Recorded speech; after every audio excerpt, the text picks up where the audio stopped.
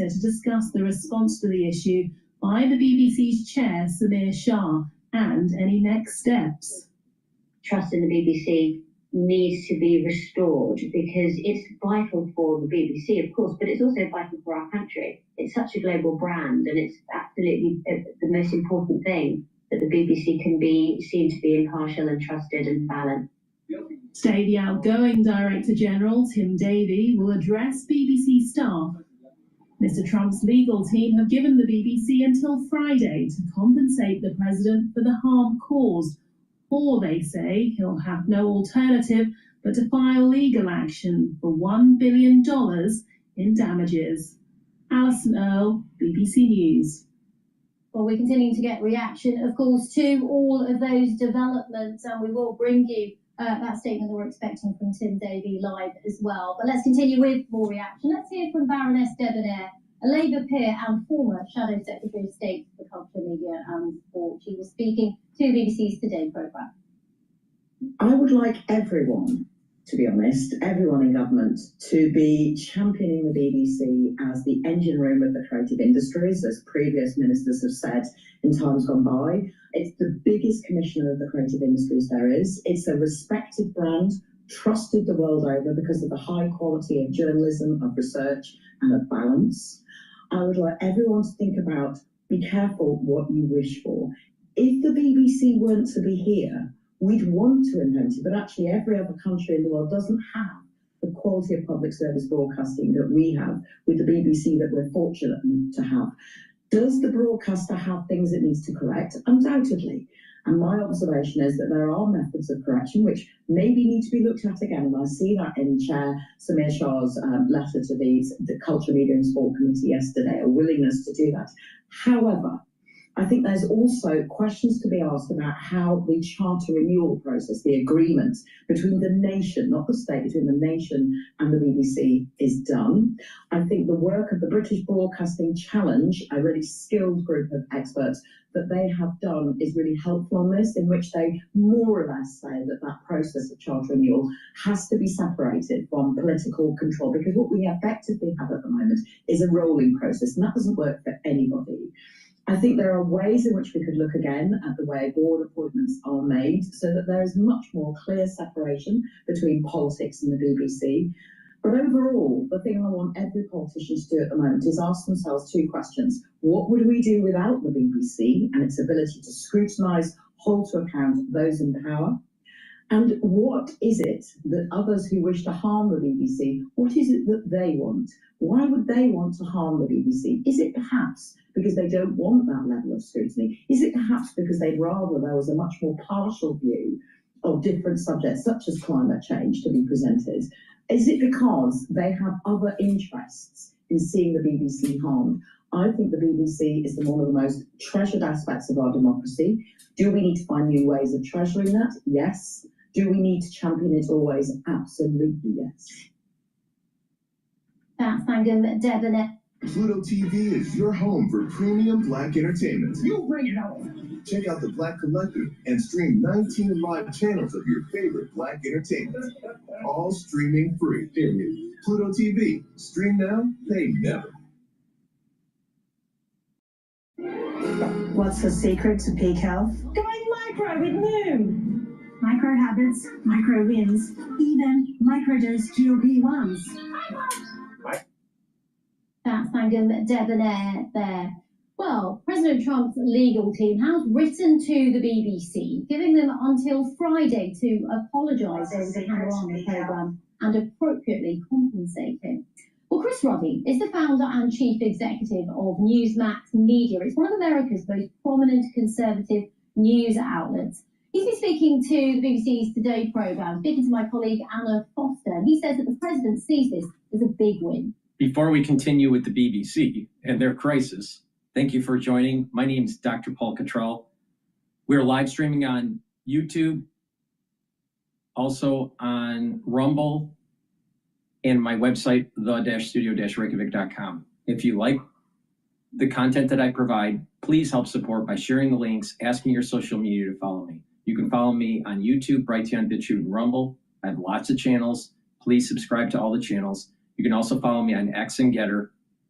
on TikTok, Patreon, and Substack. So please click the links that are in the description and follow me. If you want to help support the work, you can help support the work through donations on my website. You can donate through Stripe, PayPal, or buy me a coffee.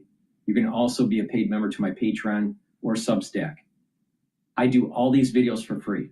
So please help support the work, and better yet, get the great products I have. I have ebooks, supplements, and also course material in immunology and pulmonology. So if you would like to learn about those subjects, it's a great way to learn. It's only for $50.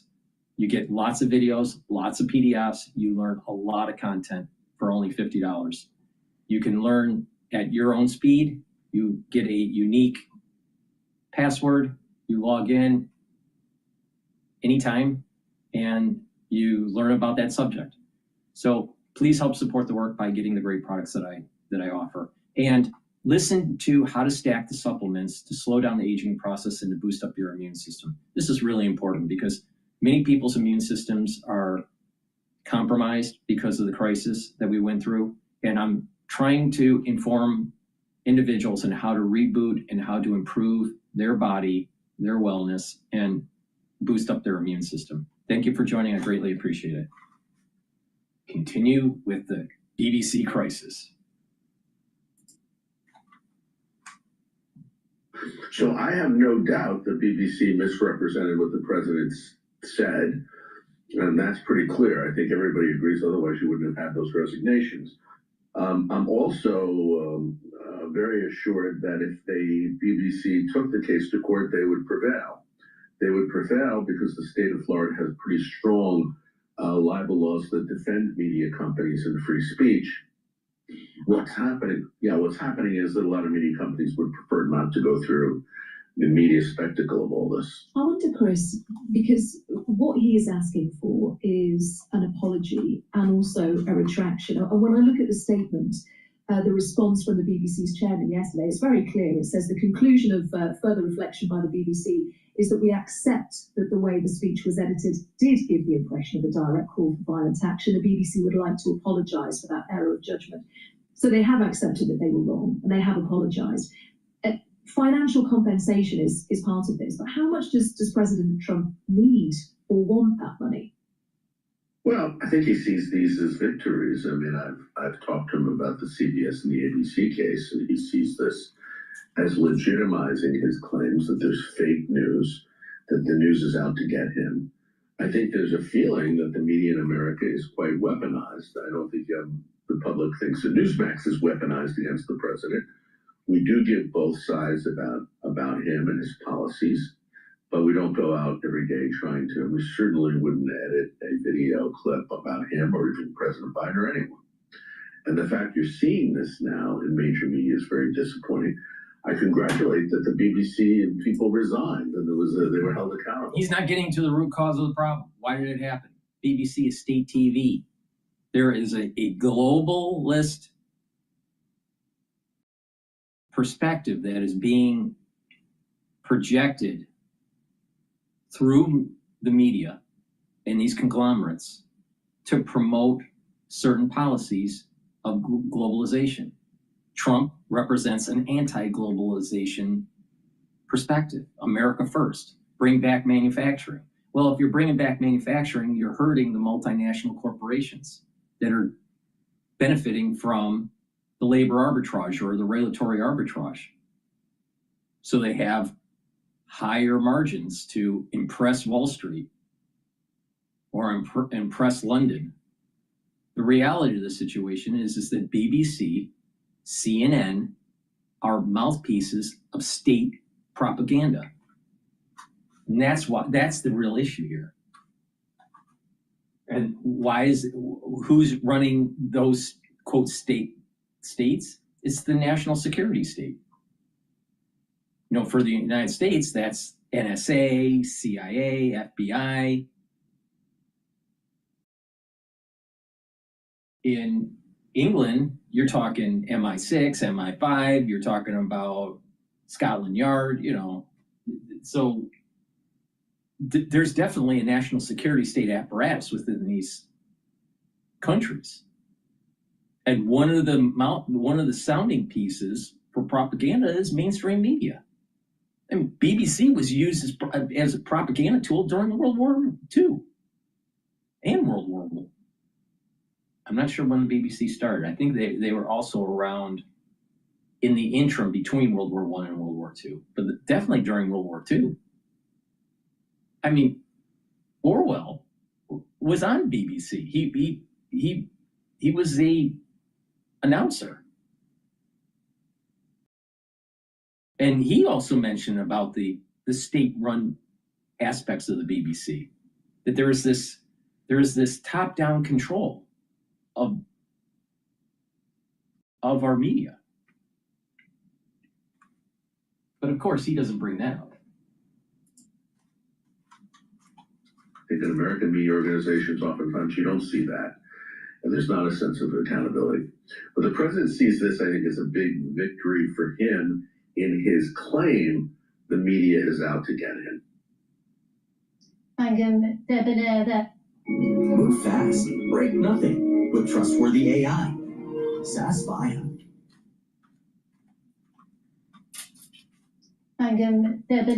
Let's take you to the plaza outside the BBC. Here is Tim Davey. Let's have a listen. I'm here to lead and support the BBC. I'm very, very proud of our journalists in this building. They're doing work, I think, that's incredibly important. I want to thank every one of them. They're doing a wonderful job. Also, everyone across the BBC doing their thing for the UK. And personally, I'm here to lead and support them.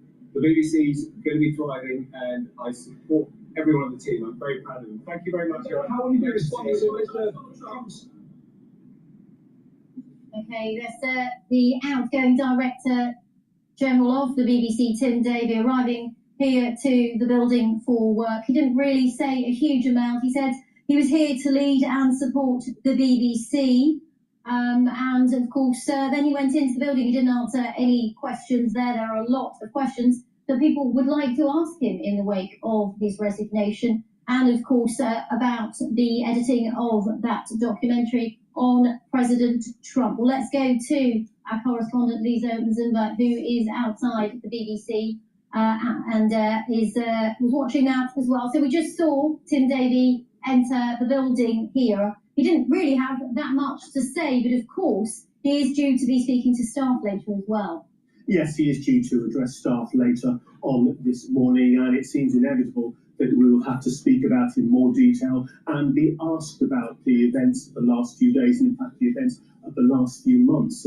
Among the things that staff may want to know about is what is the latest on the threatened Trump lawsuit, and with what's happened, how could all this have come about, this crisis engulfing the BBC that's happened on his watch while he was Director General, and what he intends to do about it in the time he has remaining in the job. So there was an orchestrated effort by the BBC and CNN and other mainstream networks to over-dramatize what happened on January 6th. Now, many things that happened on January 6th that are appalling.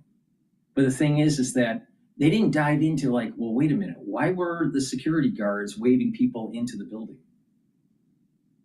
Why were there individuals that were masked seeming to break windows and not actually going in, but trying to goad other individuals to go through the broken windows? Seems like there was some sort of operation that was going on. Now, the sheep, the stupid ones that were willing to follow along, fell into the trap. January 6th was definitely a trap. And unfortunately, many people fell into the trap. But what it was is to demonize this movement of nationalism. Steve Bannon calls it progressive nationalism. But the point here is that there are media outlets that are spinning the news in a certain way to try to prevent individuals to start rethinking about the last 35 years of globalization. Now, you think globalization gutted jobs. Just imagine what AI is going to do. The last 35 years, we've lost our manufacturing prowess. We've lost a lot of tool and die. We've lost know-how. You have to make things to understand how to innovate. Not just design. You have to make stuff. Anyone that's worked in manufacturing, in automobiles, or in construction, or in shipbuilding, if you don't build stuff and you just design stuff, you lose know-how. No one knows how to build pyramids. People have theories, but no one really knows how the pyramids were built. You know why? Because people stopped building pyramids. So that's pretty simple, right? Well, the same thing happens at a microcosmic level when you're not making stuff in your country. Well, now fast forward to what will happen with labor and capital with AI, with robotics, with humanoid robots being implemented in the job market. What's going to happen? Who's going to benefit our global players? But you want to demonize this group that's starting to get angry about the K-shaped economy, where you have the have and the have-nots. So this is what was happening when they were spinning the story of January 6th in the United States and in the UK, was really promoting state propaganda. Because the state, the national security state, felt that it was at risk, which it was. But the national security state should fall because it's bloated out ever since 9/11.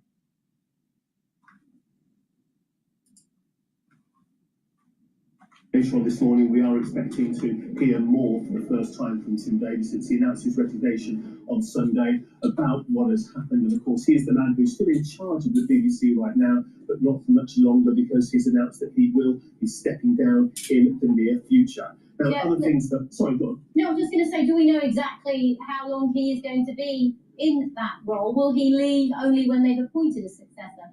No, that wasn't made clear in his resignation letter. He said he was talking to the BBC board and the BBC chair about a period of handover, but there was no more detail than that, whether he will stay in post until a successor is appointed, which could be a fairly long time. And since the BBC is the sound piece for the national security state in England, I'm sure he'll have a golden parachute.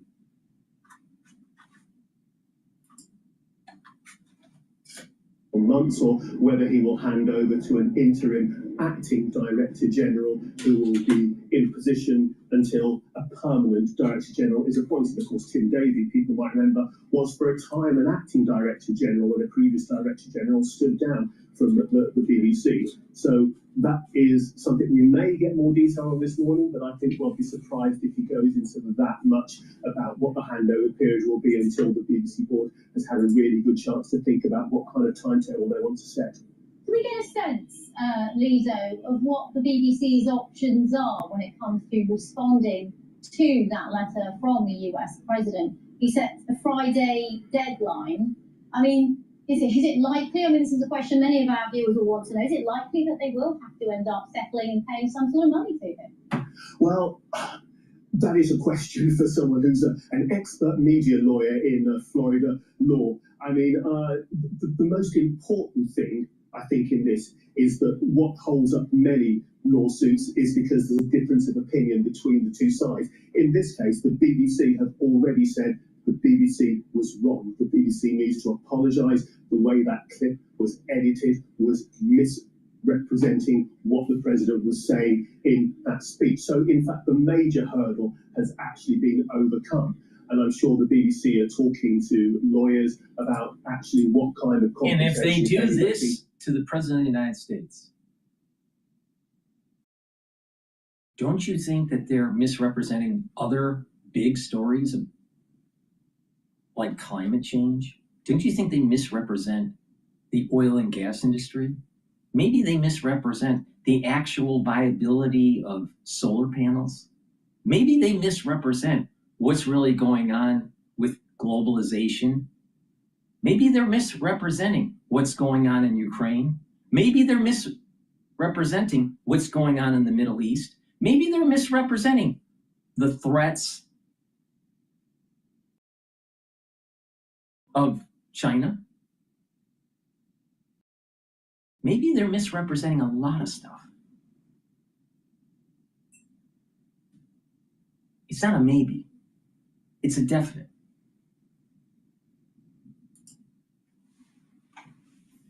Appropriate under Friday law, as well as keeping an eye on the public relations side of it all, a public statement of wanting to apologise to President Trump and making clear that they do want that apology to be taken seriously. And of course, they have the responsibility of making sure that licence payers' money is being spent responsibly. So making a settlement, if any kind of settlement is made, that is reasonable use of licence payers' money and not just a huge symbolic big payout to President Trump because of what's happened, which is money that should be being spent on programmes instead being used on paying the US president.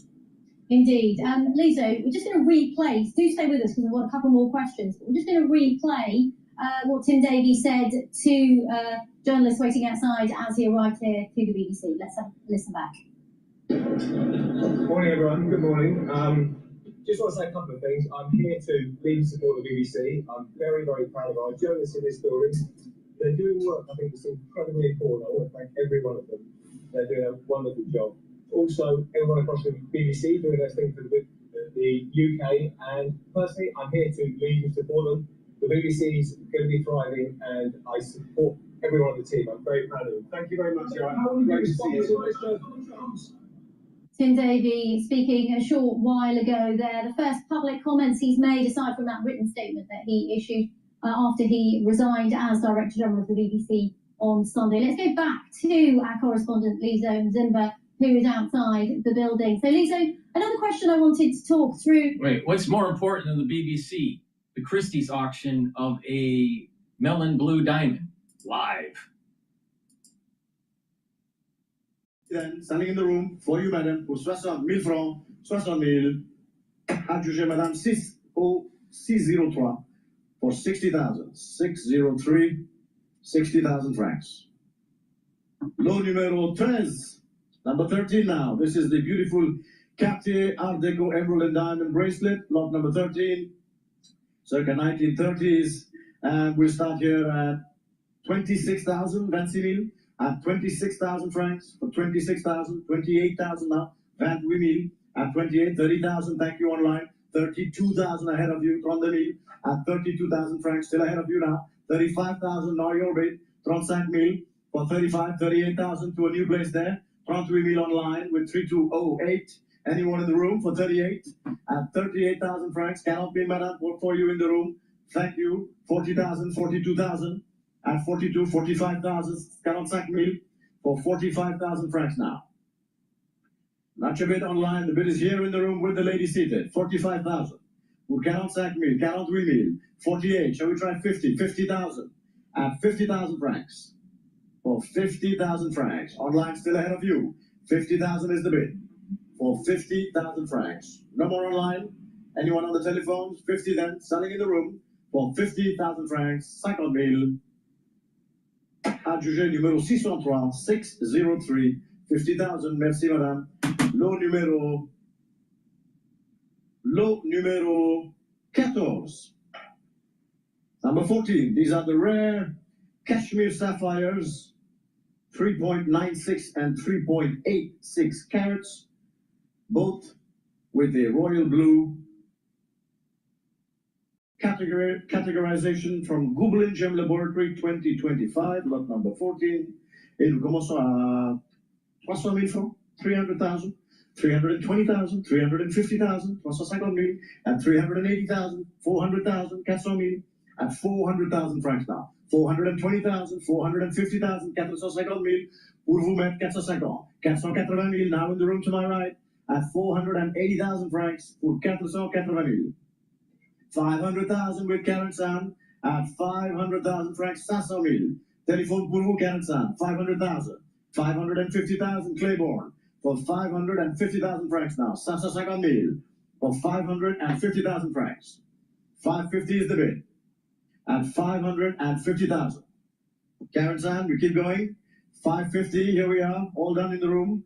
For 550 now with Angela. 560, Angie, your bid at 560,000 francs. At 560,000 francs, Angie has it on this telephone to my left. Are we all done in the room online? We're selling it now. 560,000 la juge. All done. 560,000 francs. No more in the room. All through. 560. Sold with you, Angie. Numero 9018. 9018 for 560,000 francs. No numero. Now talk about the K-shaped economy. We just saw it. People are buying jewelry for over $500,000 or 500,000 francs. Think about this. Think about this. You have such wealth where you're buying stuff you don't even need. Because you've accumulated so much.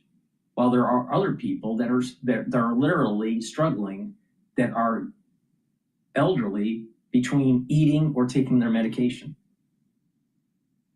And that's just not that's just not in the United States. That's also happening in Europe. People are making a decision between eating or taking their meds. And we're supposed to continue on accepting that the national security state, with their media apparatus for their propaganda, should be upheld? No, no. The people, the plebs, need to rise up and say, enough of this. Destroy the media if it needs to happen. Destroy the national security state if it needs to happen. This is obscene what is going on. Obscene. Paintings that are $300 million that a museum is buying to put up on a wall.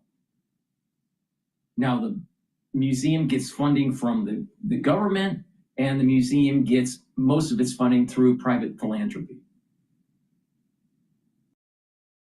But what about that $300 million for people that are in need?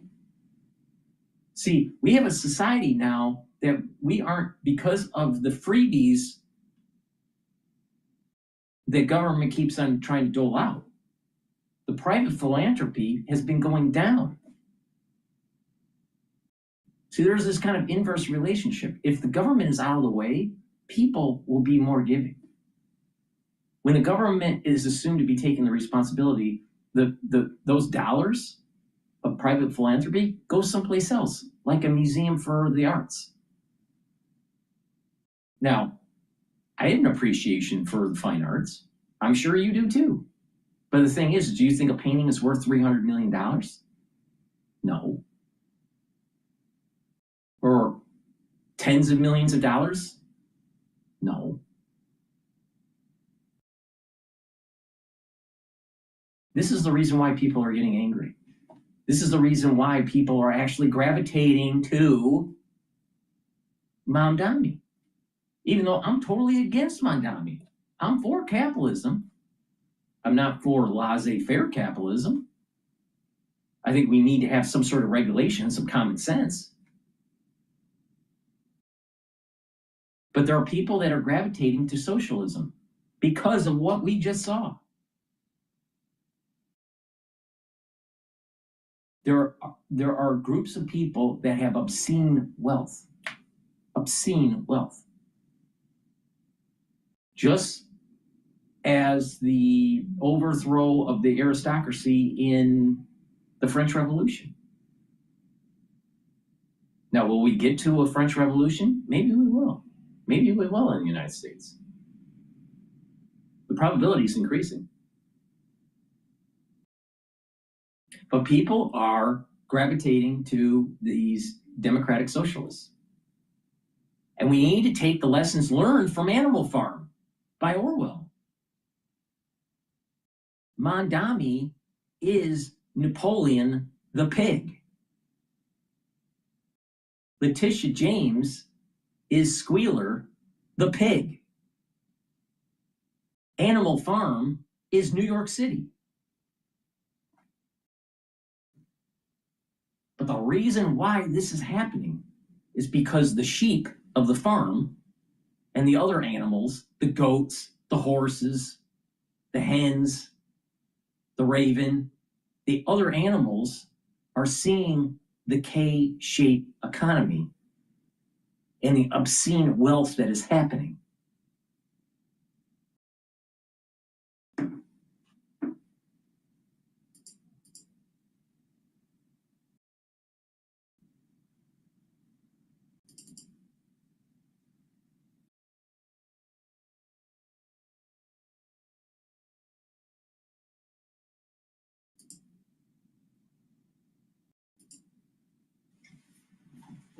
ADP out with its preliminary jobs data. I want to get straight over to Steve Leisman, who's got the details. Steve. Yeah, not a good one, Andrew. This is down 11,000. The 4-week moving average of private sector job creation in the ADP preliminary report down 11,000 on average over the 4 weeks. So that would equate to a month-on-month change of minus almost 45,000. And just to explain, first of all, in the middle of the shutdown, we're trying to bring viewers every single bit of alternative data we have. ADP is something we follow closely. They've begun putting out 3 times a month a lagging by 2 weeks. So this is for the week ending October 25th. Index of average weekly job growth over the 4-week period. That is down by 11,000. Somewhat in contrast to the month-on-month that we got last week, which was plus 42,000. So it does suggest some weakening as the month of October went on compared to what they had from September to October. Remember, this is a weekly index that comes out 3 times a month. And it's just really looking for what is the right level of job growth here. Separately, guys, the NFIB came out with their small business optimism index. It fell 0.6 to 98.2, still above the long-run average, but the lowest since April. Plans to increase hiring fell by 1 point to 15%. Plans to invest, that's a pretty good. I wonder if small businesses figuring out they have this new expensing up, that was up 2 points. But here's the interesting move here. Trouble with labor quality up by 9 points. We've never seen anything like that. That's 27%. That's the highest since the pandemic. Unfilled job openings were unchanged, the lowest since the pandemic. So we have this very funny dynamic down here where they're not really hiring, but they can't find the people they want. Oliver Allen at Pantheon says the numbers they're watching and could indicate trouble at some businesses finding workers due to the new immigration and deportation policies, even while the other parts of the job market remain okay. Overall, I don't believe that they can't find the workers. What it is they're ghost jobs, majority of them out there. You ask someone that's looking for a job, I bet they have probably have put their resume in to at least 50 companies, maybe more. No callbacks, or if there is an interview, it just seems kind of iffy with the HR. I'm willing to bet on it. They have a lot of ghost jobs out there. The reason why you have ghost jobs is because internally you want to maintain the budget. When you're doing your departmental budgets, why would you just shed a position and lose potential money for your department? So you just have budget money, but for that position, you go into the next fiscal year, it's in the budget, but you don't hire, so you look better in actuals by year end, that you've saved money relative to budget.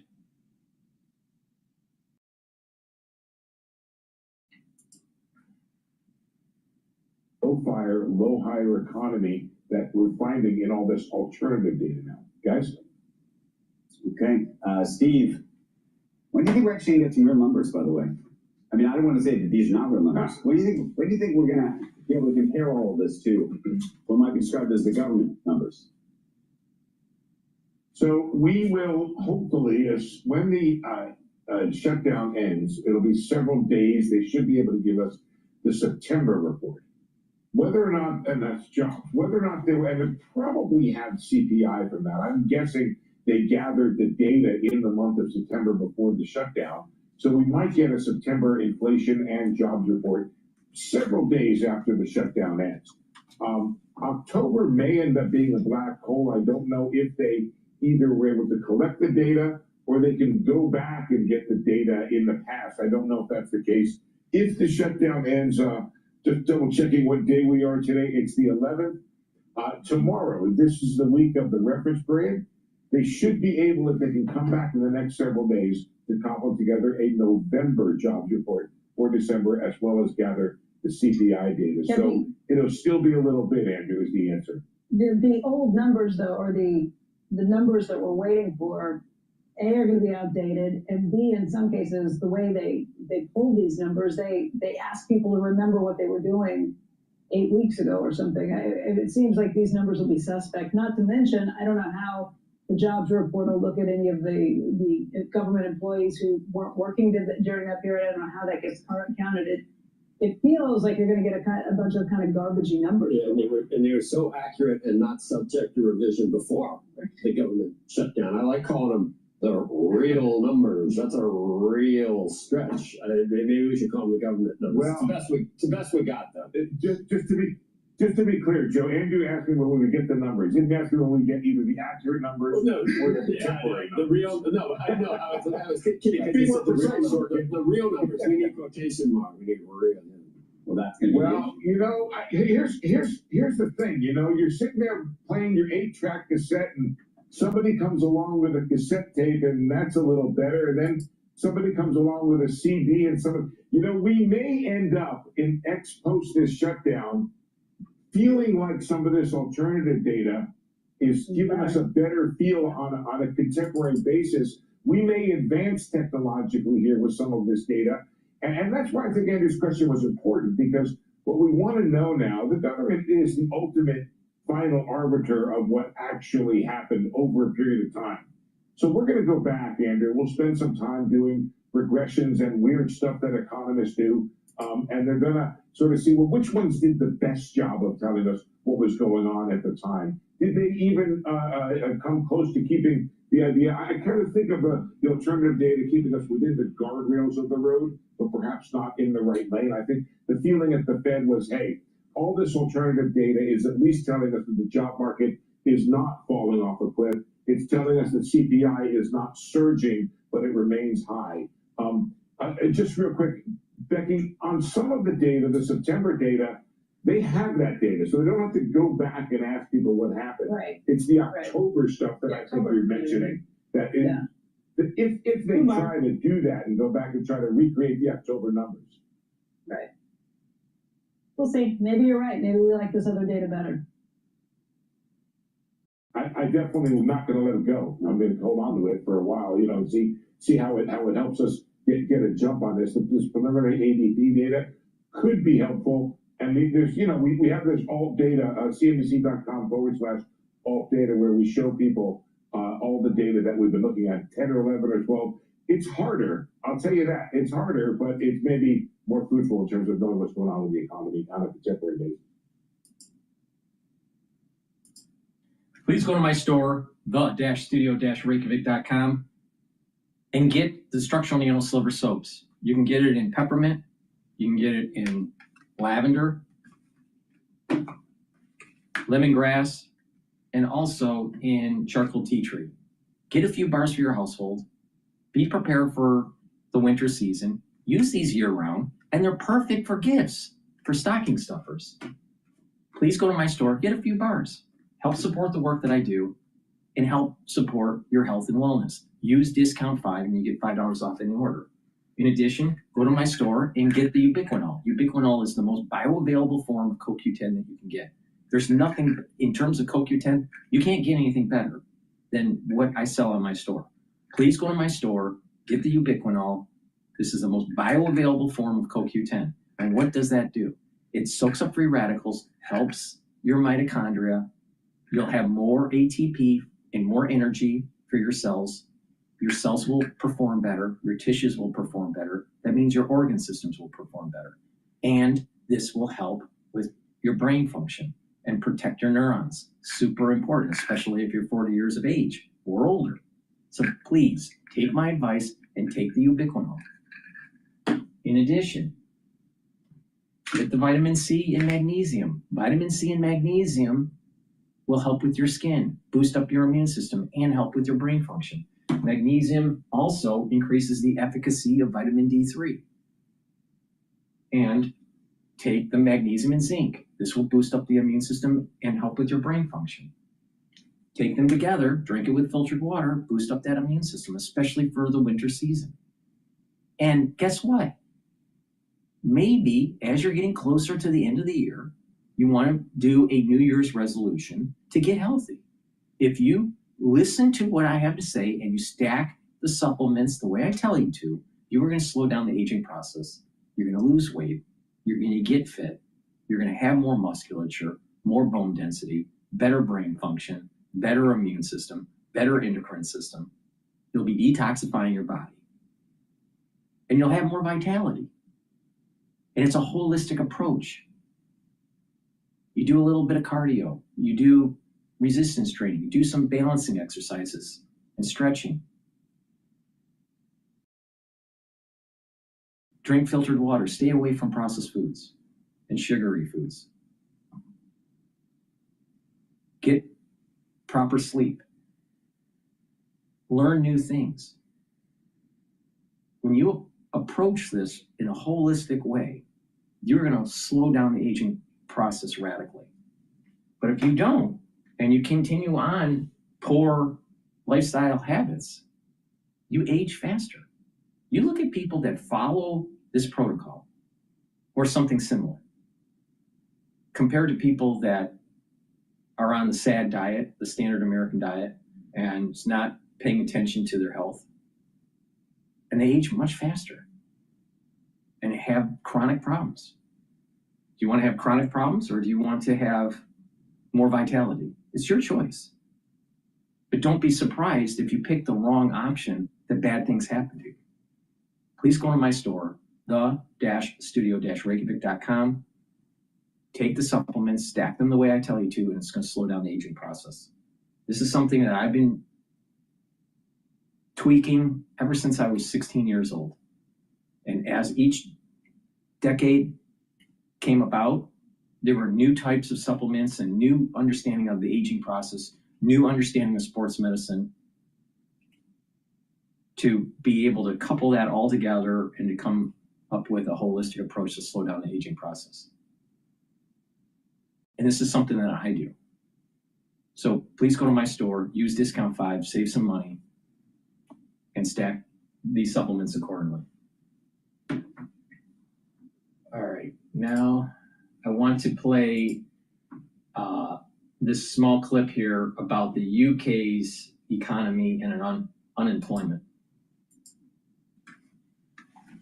What is normalization after the pandemic and what is a real downturn? I think for the last year we've seen elements of a real downturn. It should be no surprise to anyone really that you see unemployment go up to 5%. The redundancy data is particularly stark. Redundancies up by about 30% by comparison to this time last year. All of that is about businesses adjusting to a higher cost base. Yes, the NI rise, obviously, earlier this year, payroll taxes going up, but also other taxes and higher inflation generally. More recently, maybe just a little bit more hope. The vacancy numbers have been dropping for 2 or 3 years. They've stabilized in the last couple of months at just below the pre-pandemic level. So, and a lot of what we're getting back from recruitment businesses across the country was there was a little bit of a turn in sentiment at the beginning of September. Maybe people had played through their adaptation to all these rising costs. So now, as you say, they're looking nervously to the budget because they had an experience last year where the October budget, the Halloween fright, scared the market and slowed down hiring. They really want the Chancellor not to kill it this year. I want to get your views on the budget. Before we get there, just in terms of the mixed nature of this data then, what are you seeing across the economy, the different sectors? Where is the pain most acute? Where is there more resilience? Labour intensive sectors have seen by far the most pain all year. That's true again in this sector. You're looking at retail, you're looking at hospitality. We have a lot of very high labour costs, very much affected by the national insurance increase and affected by slowing consumer spending, as Caroline said a minute ago. Interesting one that took me slightly by surprise this morning is information and communication. So tech is not quite there yet. Companies are spending on tech, but they're spending on very specific verticals rather than more broadly in tech development. And I think we'll know there's a real bounce coming when we start to see that turn. We've certainly seen construction will start to turn in the last couple of months, and anything in logistics turn positive, and anything in logistics looks pretty positive as well. Okay, in terms of the budget, you, and I think quite representative of a lot of what business has said, you want more focus on not increasing business taxes and on trying to work on economic growth and trying to build skills and training programs, basically support for workforce participation. What do you want to see in the budget? Because the Chancellor has given ever stronger hints that there will be tax increases and potentially that would include payroll taxes. Well, I think the most important thing is if there are tax rises in the budget, we leave payroll taxes alone. Chancellor took a swinging swipe at national insurance last year, not just in increasing the rate, but in reducing the threshold, which is one of the reasons why we see so much pain coming from hospitality, retail sectors, where the threshold had a particular effect because wages on average tend to be lower. I think if there are to be tax rises, if they're for business, they have to come on profit, not on activity, because that will move things forward. Away from taxes, let's be clear, the public sector productivity data is an absolute mire. Every pound we spend in the public sector, we are getting less from every year than we got before the pandemic. There has to be some form of progress on what we get for our tax money. I think businesses quite reasonably want to see a willingness to tackle rising costs. But we talk about doing more with less in business. You can't do less with more, which has been the story in the public sector for the last couple of years. Just going back to your point about payroll taxes and really wanting to avoid that in the budget, if that does come through, and if that's where the Chancellor goes on November the 26th, is this the government that can really claim still to be pro-business? I don't think you could.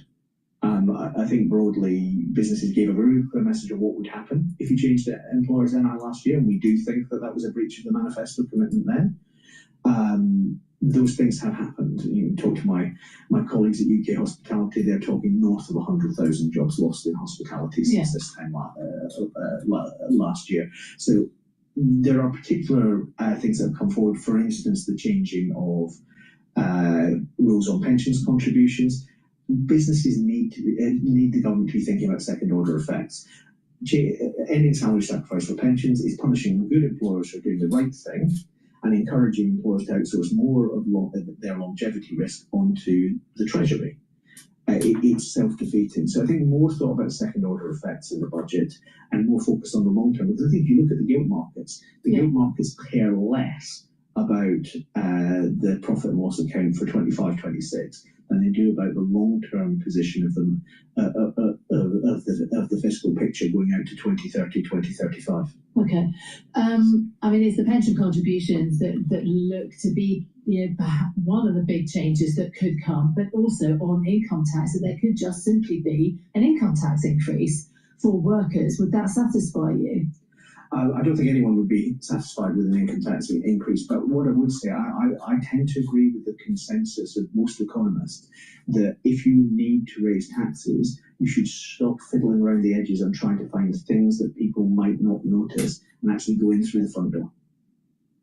Okay.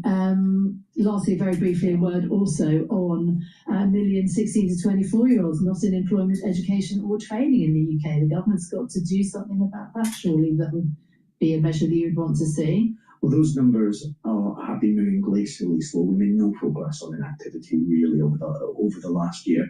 And the truth is, you get people out of inactivity by getting them into work. They need an employer. The story is always the same in labour market slowdowns.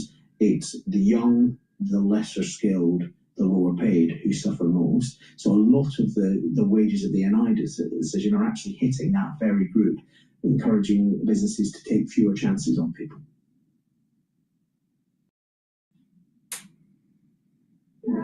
A veces se necesita un enfoque diferente para ver las posibilidades que te rodean. DrPaul University. Bloomberg Audio Studios. Podcasts, radio, news.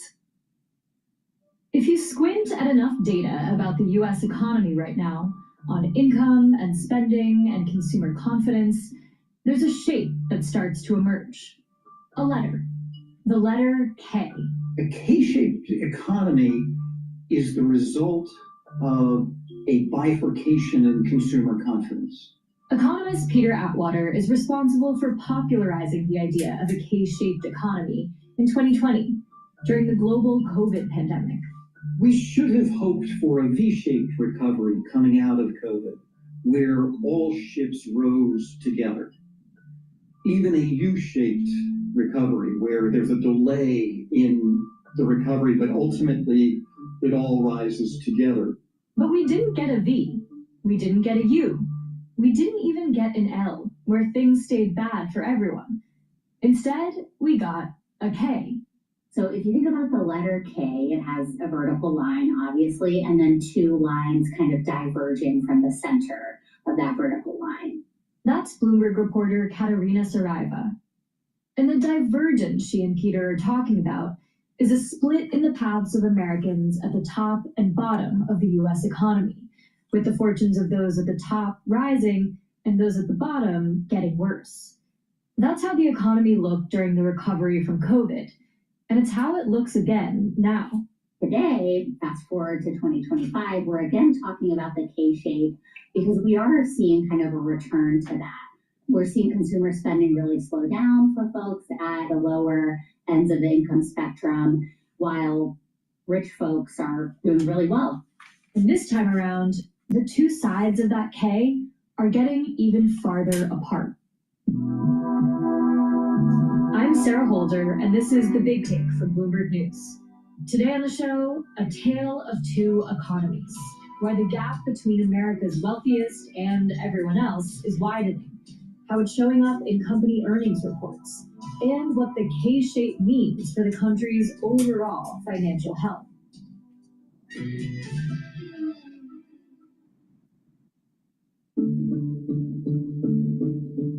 Economist Peter Atwater studies confidence and how it impacts consumers' decision-making. That's what originally drove him to recognize this K-shaped pattern. Early on in COVID, I saw as white-collar workers, their confidence immediately popped when they could work from home. On the other hand, blue-collar workers, factory workers, hospital workers, their confidence kept deteriorating. And so based on that divergence in confidence, I expected that the economy would follow. And Bloomberg's Katerina Saraiva says it did follow. You had one group of people that were kind of in the upper echelons of the economy. So think like high income earners, people with a lot of wealth. And those people were really doing well. The stock market was rising a lot already by the end of 2020. So people with wealth and people with jobs where they could work from home, for example, were doing really well. Now, the other half of the economy really wasn't. We still had like 11 million people unemployed at the end of 2020. The unemployment rate was above 6%. So for anyone who didn't have stocks, for example, maybe didn't own a home, things were not going great. Eventually, the government rolled out stimulus programs, lockdowns lifted, and companies started rehiring workers again. And that especially benefited the lower income folks because those were the people that had the most impact from the pandemic layoffs. So when you had companies trying to hire them again for a lot of these service industry jobs that had to shut during the pandemic, you saw big wage gains. That has changed now, and in fact, it has reversed. The largest wage increases right now are for the highest income earners. Those high earners are also the people who tend to be making the most from the stock market. It's been just surging this year, so that obviously gives people confidence. There's research showing that each additional dollar of stock market wealth raises consumption by about 5 to 15 cents. And then not just the stock market, you also have to look at wealth that's been created through home ownership. Again, something that disproportionately impacts wealthier people. And home prices have just increased so much over the past 5 years. That also helps people feel like they can spend more. Would you say that there's a capital K shaped economy and then there's other lowercase shaped economies sort of playing out in other sectors like the housing market? Yeah, absolutely. We're really in a moment where it's becoming a really popular metaphor, I think, and it's being used across a variety of industries. So yeah, you can look at home buying where things are going really well for that upper part of the market because again, folks are able to sell their homes and are able to have more wealth through the stock market so they can go buy a bigger home and not as much at the lower edges. I've heard it talked about, for example, if you're looking at how airlines are performing right now. So you look at the legacy carriers like the big American Airlines, Delta, they're doing really well and they're reporting that high-end consumers, business travelers, for example, are spending. People are flying internationally, even if maybe not as much domestically, right? So they're still seeing a lot of revenue from that. And then some of the smaller, like the low-cost carriers, in some cases like Spirit filing for bankruptcy, really not doing well. So it's an interesting dynamic that I think is playing out in a lot of different areas. You can see a similar trend in the food and hospitality industries too. So you have some of these fast casual places that are a bit more expensive, right? Like not the cheapest option out there, really not doing well. And then restaurant chains like McDonald's reporting that they're doing okay because they're getting a lot of these consumers that would be going to somewhere like Chipotle or Sweetgreen, for example, now kind of trading down to something like a McDonald's. You're also definitely hearing corporations talk about how their luxury consumers are really supporting their growth. Hearing this from the hotel chains, also hearing this from Ethan Allen, the furniture company, that on the higher end, they're still seeing a robust consumption there, and then that's supporting kind of the rest of their business. Businesses have found a way to cater to this divergence. Economist Peter Atwater again. Meanwhile, for those at the bottom, it's becoming a monthly, if not now weekly, exercise in juggling their finances. The Atlanta Fed has reported that some shoppers are shifting to liquid or powder laundry detergent instead of using pre-portioned pots, so they can ration it out in smaller amounts. The grocery chain Kroger has found that lower and middle-income shoppers are using more coupons and buying cheaper brands. People are trying to find ways to spend less. But the thing about a K-shaped economy is that even as the top and bottom are getting further apart, looking at the big picture can be misleading. Because when it comes to overall spending or overall growth, the economy looks like it's doing okay. We had stronger economic growth this year than most people thought we would. We have a pretty low unemployment rate still, right? Like 4.3%. Things still look really good. It's just when you look under the hood, you realize that it's really being driven by a small number of people. This is important because the U.S. economy, we're a consumer economy. 2/3 of economic activity in the U.S. is driven by the consumer. So when you start to concentrate that in an increasingly smaller number of people, it just means you have a more fragile system. In the early 90s, the top 10% of earners accounted for about 35% of the country's consumer spending. Today, they account for nearly 50%. And as the economy gets more top-heavy, it also becomes more fragile. What are the consequences? That's after the break.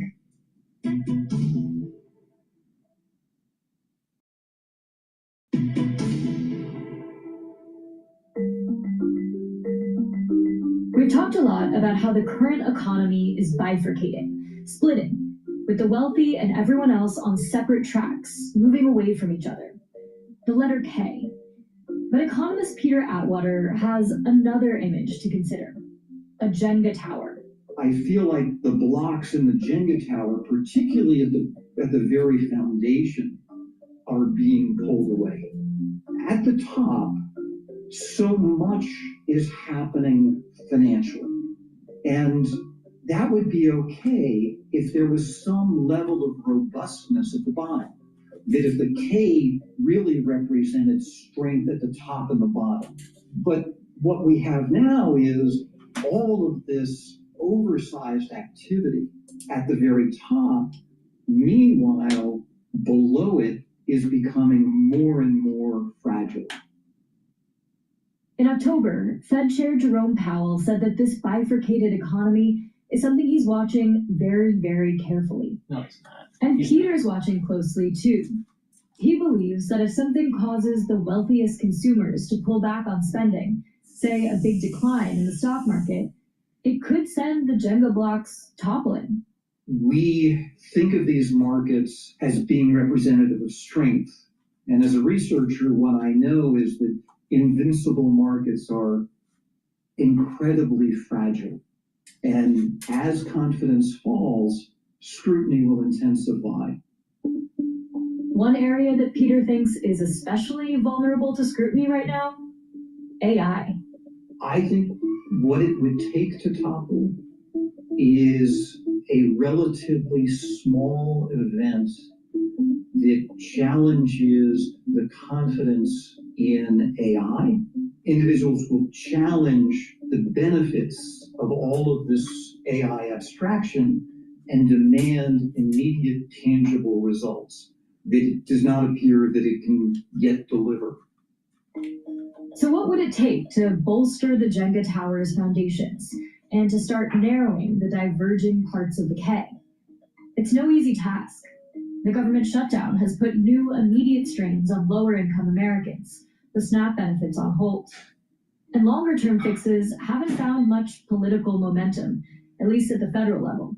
Things like, reforming the tax code, looking at things like the capital gains tax, which really is very low in this country, right? Looking at things like the payroll tax, estate tax, corporate tax rates, right? There's a lot of ways that you could change tax law to make it more progressive.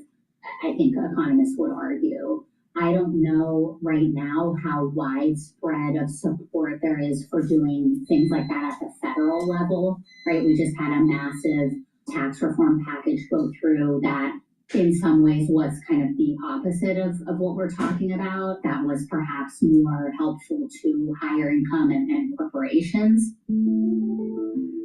Is a K-shaped economy just a euphemism for an unequal economy? Is the K just measuring inequality? Yeah, absolutely. We talked to some economists who noted that inequality, it's not new for the U.S. economy, right? We've had widening inequality for decades here. But widening inequality, when it gets to levels like what we're seeing right now, tends to not be good for an economy, because what it can mean is that you can actually have slower growth, and it can even lead to things like social unrest. It's not just inequality in terms of an economic sense. This is inequality in multiple dimensions at once. Because for those at the bottom, they have scarcity in education, in healthcare, in childcare, in job opportunity. They have what I call stacked vulnerability, where the economic piece is just one more thing. And at the same time, those at the top have overabundance in everything. Power, money, influence. And so it's become very difficult for those at the bottom to ignore what's happening around them.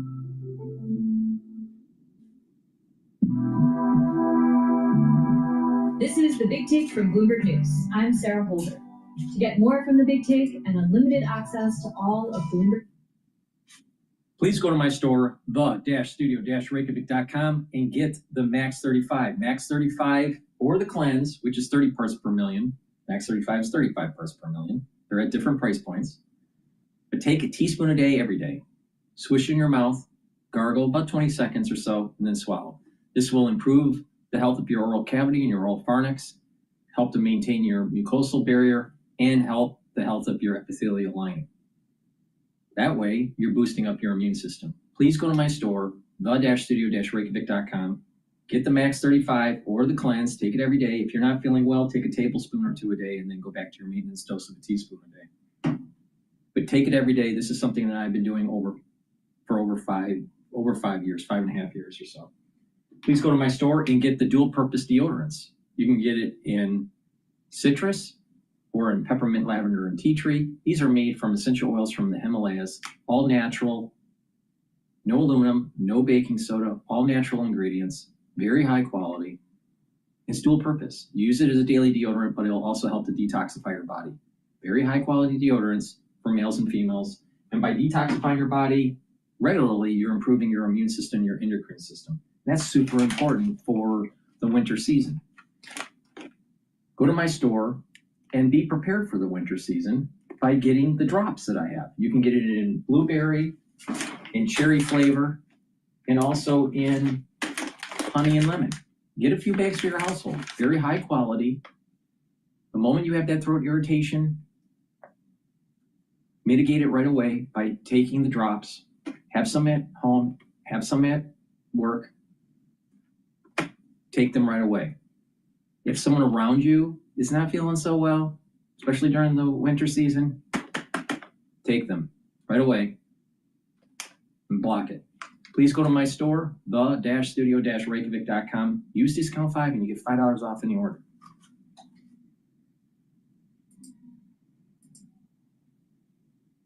SoftBank saying that they do have a lot of projects they want to fund. There's target data centers, AI robot manufacturing sites, and so this is mainly a necessary financing measure. Very interesting though, because their executives were asked, is this you trying to stave off an AI bubble, trying to prepare for that? But they kind of sidestepped the question. CFO Yoshimitsu Goto of SoftBank saying that they can't say whether we're in an AI bubble or not, but this measure is merely a financing step. Right. If nothing else, it shows how much capital is needed to chase AI investments. Let's take a look at Paramount Skydance, which I initially typed in PARA, but realized that's changed. It's changed. It's a new ticker, exactly. It's a good ticker, though. P-Sky. P-Sky, yeah. It's very, it rolled off the tongue easily.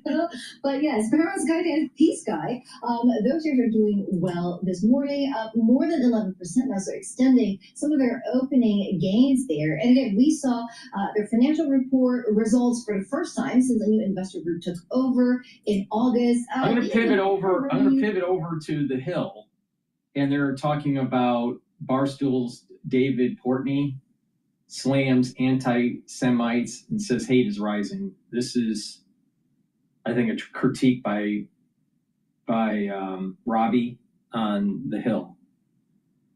But before we do that, please go to my store, the-studio-reykjavik.com, and get the heirloom barley. Heirloom barley helps to detoxify your body, brings down inflammation, and soaks up free radicals through superoxide dismutase. When you're detoxifying your body regularly, soaking up free radicals and bringing down inflammation, you're boosting up your immune system. You're helping your endocrine system. You're helping your vascular system and reducing plaque formation. And you're also helping with your brain function by reducing inflammation and protecting those neurons. Super important.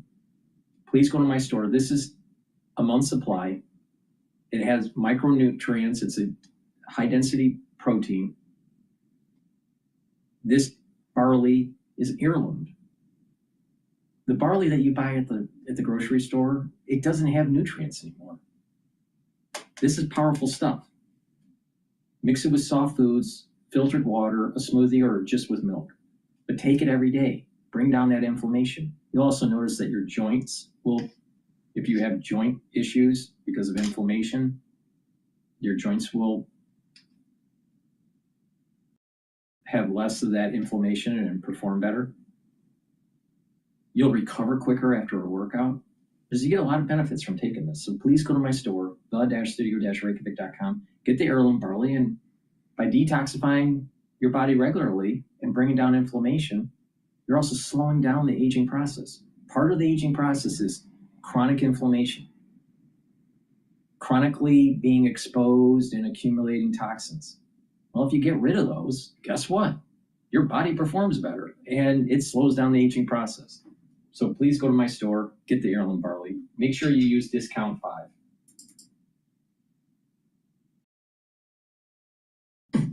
Unleash your X Factor with expert tools. Introducing the new Stellar M22, featuring expert pulsed light. Turn every...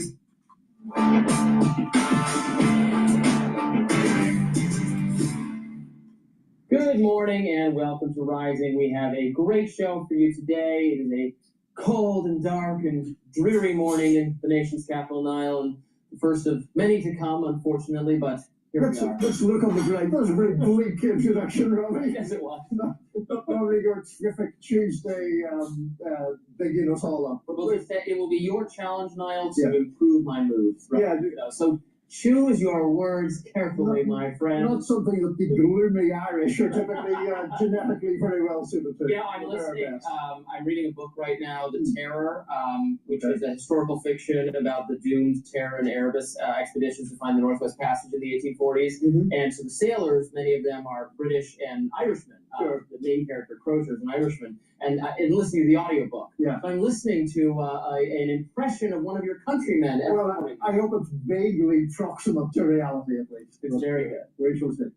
Coming up on Rising, the Supreme Court has rejected a call to revisit its decision on same-sex marriage. Plus, the Democrats are calling on Senator Chuck Schumer to step down as leader after 8 senators voted with Republicans to end the government shutdown. And President Trump has pardoned Rudy Giuliani, Sidney Powell, and others who allegedly tried to overturn the 2020 election results. But first, Robbie, what is on your radar? Well, Niall, Barstool founder Dave Portnoy appeared on CBS News over the weekend claiming that anti-Semitism is on the rise. The popular sports and politics commentator is Jewish and said the number of racist insults he receives on a daily basis has dramatically increased. Take a look. I've seen in my own experience, just being Barstool, the difference between how much hate I get. I never got, occasionally you get, hey, Jew or whatever. It's every day now. Like, there's a definitive shift in what's going on. So, yes, now I for me, being a Jewish person, like, you gotta step up. You're kind of someone people look up to in the Jewish community. You have to be like, all right, this is not normal, ha-ha, with the guys. People are coming in with real hate. His comments follow a viral instance of anti-Semitism in which someone screamed F the Jews at Portnoy on the street in broad daylight. Let's watch. Come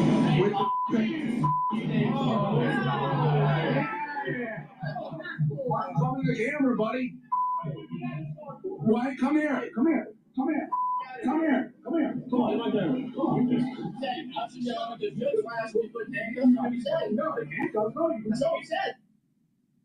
To be clear, it's totally fine to hate Dave Portnoy, but F the Jews? Now, I'm highlighting that incident because it is notable, in my view. This was not an internet comment from some random faceless troll. We all receive unpleasant and occasionally vile feedback on social media from accounts that disparage people for all sorts of reasons, race, gender, sexuality, and so on. But usually the would-be insult hurlers are a bit more restrained in person, where they can be identified, named, and shamed and suffer adverse impacts, loss of job, etc. In fact, the person who screamed that was arrested.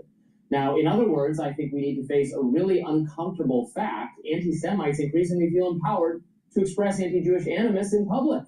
Their intolerance has been branded as edgy, cool, and contrarian, and ultimately acceptable, and that's a very, very bad thing. Now, look, I realize it can be a bit grating to listen to rich and famous and powerful people like Dave Portnoy complain about how they're being treated.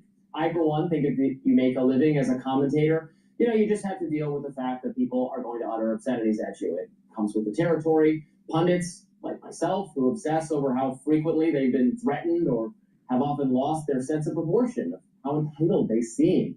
Furthermore, pundits who complain about, for instance, racist or misogynistic feedback are often merely objecting to the fact that their commentary has grown stale, is no longer resonating with their audiences. These complaints can also serve as an invitation for censorship, i.e., my critics are viciously attacking me, and therefore social media CEOs and or Congress must silence them. And look, we all know how that turns out, so let's set all that aside. For all those reasons, I'm personally highly resistant to arguments that online hate represents anything particularly real or that a certain kind of animus or prejudice is increasing. On just the anti-Semitism front, we've been treated year after year to claims by Jewish advocacy groups like the Anti-Defamation League that the picture's always getting a little bit worse. These groups can be like the boy who cried wolf. The lesson of that story, though, is... Here's the problem with Robbie's analysis. something that could be very benign in the cyber world, on the internet, in social media. So people are having some hateful comments. May seem benign, but when you have enough benign activity happening, it can lead to something that's malignant. And so you have to pay attention, especially if there's an amalgamation. During my early days in my Ph.D. studying chaos theory, when you look at buyers and sellers in a market, all right, or you can apply this to any very complex social system, all right, or a biological system for that matter. But if you look at something that has a complex feedback loop, and in this case, what I was looking at was the dynamics of financial markets, buyers and sellers. You can have 50% of the population buyers, 50% of the population sellers, and there's a stable market. But there is a difference between the buyers and the sellers mixed in the society in a more homogeneous way versus a heterogeneous way, meaning that if you have a population that is mostly mixed of buyers and sellers, you have a stable market. But when you have a population where the buyers are all amalgamated in one side of the society, and the sellers are amalgamated in another part of the society, then there are positive feedback loops of sentiment within those populations. The sellers will be pessimistic, the buyers will be overly optimistic. And therefore, what will happen is that you may have, depending on who starts the fire, either a bubble or a crash, even though the number of buyers and sellers hasn't changed. So internal discussion within subcultures and positive feedback loops without getting information from an outside source can lead to disruption in the society. This is very common in complexity science and in chaos theory. And that's exactly what we're seeing here. When you have enough concentration of negative sentiment of a group of people, blacks, trans,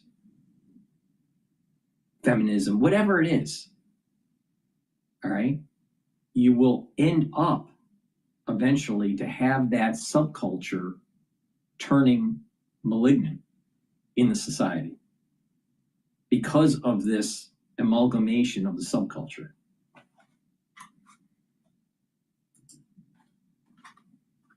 Not that all wolf warnings are false.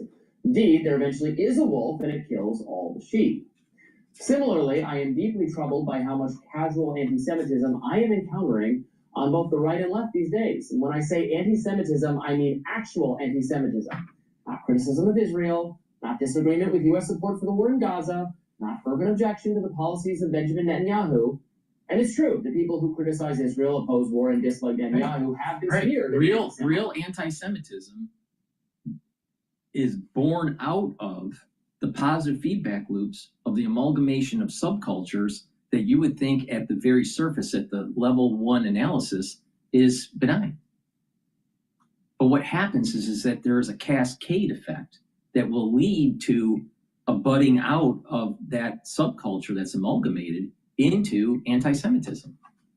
And that's the problem that we're seeing here, is that these echo chambers are creating a potential energy source for a kinetic event that leads to anti-Semitism. But this can be applied to anything, though. This can be applied to anything in society. But there's definitely a problem here. Now, it goes even deeper. And I mentioned this on my last video.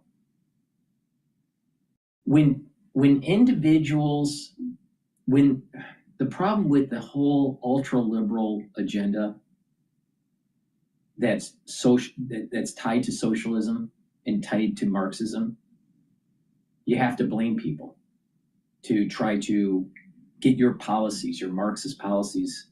So it started as, oh, it's the males. It's male chauvinism. And therefore we need to have, we need to have feminism.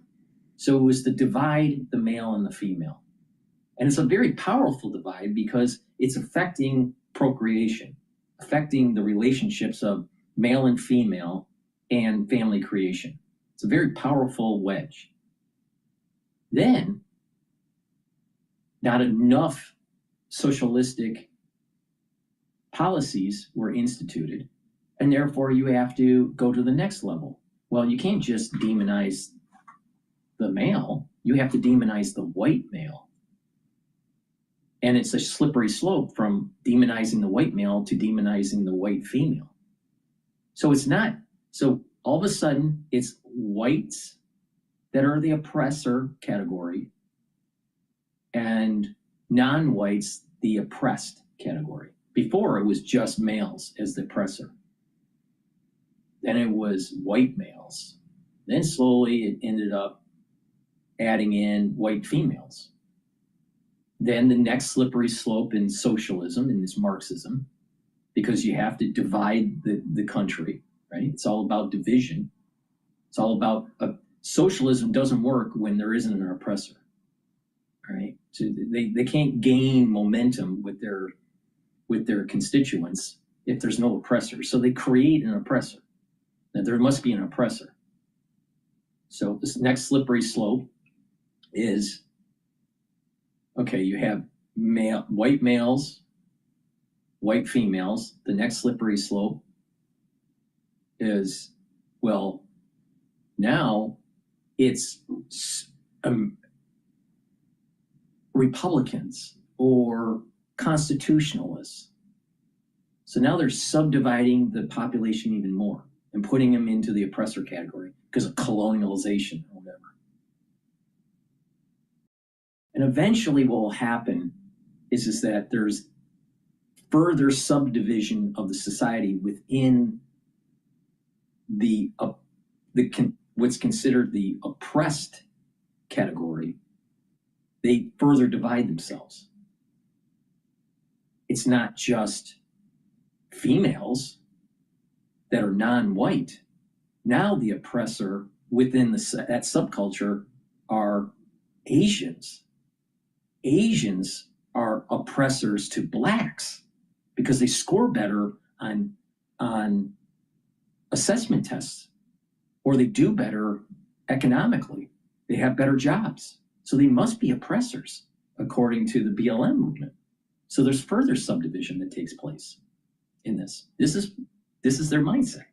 Well, once you subdivide the culture enough, you start to lose cohesion. Well, you need to have a glue on, right? You need some sort of mechanism to have some sort of commonality. That commonality is starting to, that glue on, to keep that commonality of the society of the oppressors, the society of the oppressed, to maintain their push on socialism. That glue to keep the society from devolving and fighting each other is anti-Semitism. It always has. It's not just an American phenomenon. It's always been like this for the last 2,000 years. You look at just overall history, it's always been like this. So there's enough of a subdivision that's taking place in this socialistic Marxist movement where there's an oppressed and oppressor category and subcategories where they're fighting each other now. You know, it's not just women in sports, it must be trans in sports. So they keep on further subdividing and alienating their own constituents.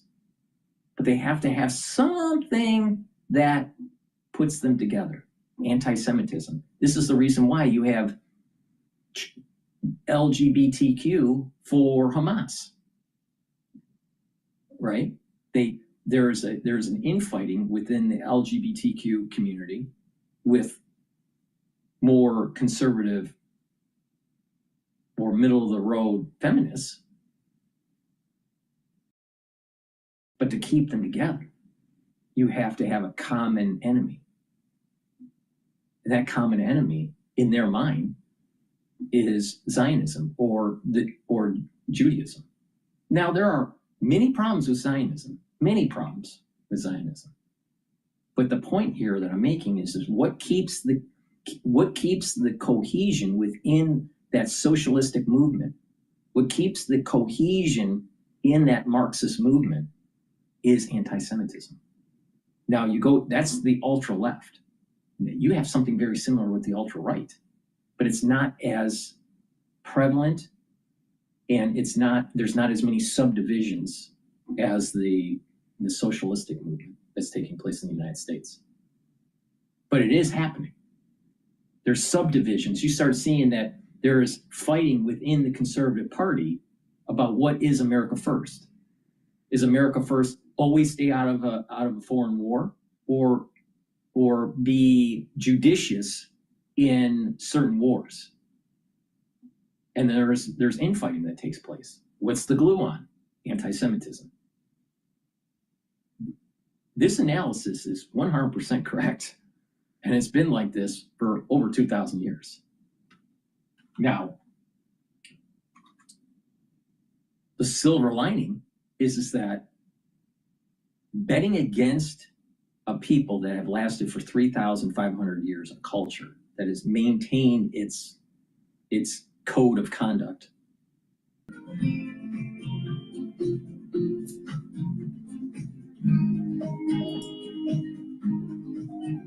Sorry about that. For some reason, while I'm talking about the socialistic aspects of anti-Semitism, Rumble decided to prevent my feed to feed into YouTube. So I had to reset certain parameters. So I apologize. I don't know at what point it froze. So I'll just continue on with the show. But thank you for being patient and waiting for me to reset. We don't really have freedom of speech. There's censorship. There are these systems that we use like Rumble and YouTube. You think that you have a freedom of speech? You really don't. You don't have freedom of reach. And certain things or certain topics can cause disruption with the broadcast. So I apologize for that. But even Rumble has censorship. Please go to my store, the-studio-reykjavik.com, and get the Gladiator Barley. Gladiator Barley will help with strengthening your musculature, bring down inflammation, detoxify your body, and soak up free radicals. By doing that, you're slowing down the aging process. You're helping your immune system, your endocrine system, your vascular system, even your brain function. And you're building muscle. So please go to my store and get the Gladiator Barley. Make sure you do some resistance training throughout the week. And olive leaf extract. Olive leaf extract is a dual purpose supplement. It'll help to boost up your immune system and to help with your cardiovascular system. It brings down inflammation and helps you to maintain the right lipid profile. Helps to bring down LDL levels and increase your HDL levels. Digestive enzyme complex. Digestive enzyme complex helps to reduce the load on your pancreas. As we get older, our pancreas doesn't function as well, no matter how healthy you are. It's really important to take supplements that helps with digestion. This will help to break up carbohydrates, proteins, and lipids and reduce the load on your pancreas. You'll be able to absorb your nutrients better. And this has bromelain, which is an enzyme that helps to break up clots.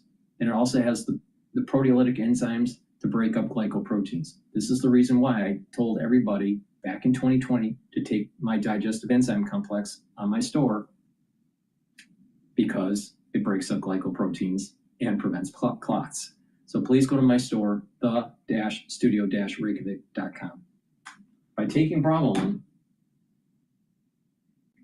that works to break up clots, reduces clot formation, and everyone knows that during the aftershock of 2020, that clot formation is a problem. So please go to my store, the-studio-reykjavik.com. All righty.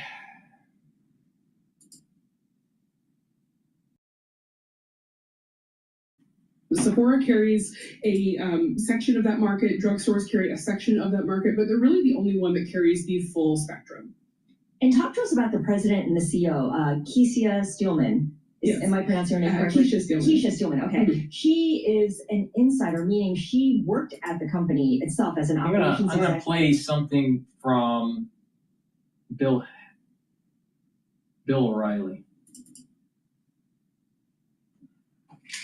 We begin that with Bill O'Reilly, host of the No Spin News, BillO'Reilly.com. His content's on YouTube, and his new book, Confronting Evil, Staying Strong, on the New York Times bestsellers list. Bill, it is good to see you as always. Is this the result of Donald Trump realizing he is vulnerable on the economy? Sure. I mean, it wasn't tough to see what happened last week. So the Republicans are trying to figure out how to alleviate the suffering of the masses, and the 2000.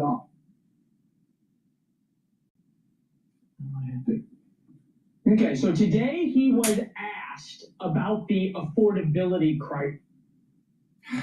Are you on Fox News? Take a listen. Is this a voter perception?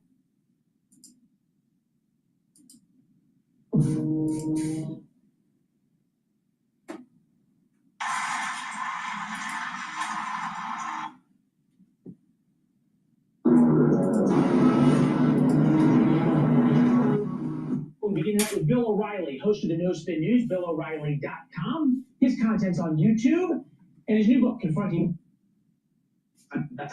list. Bill, it is good to see you as always.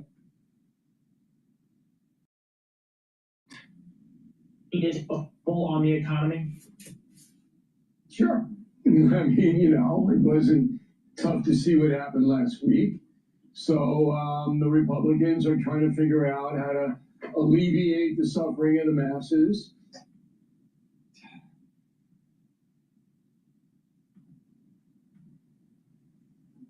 Today he was asked about the affordability crisis.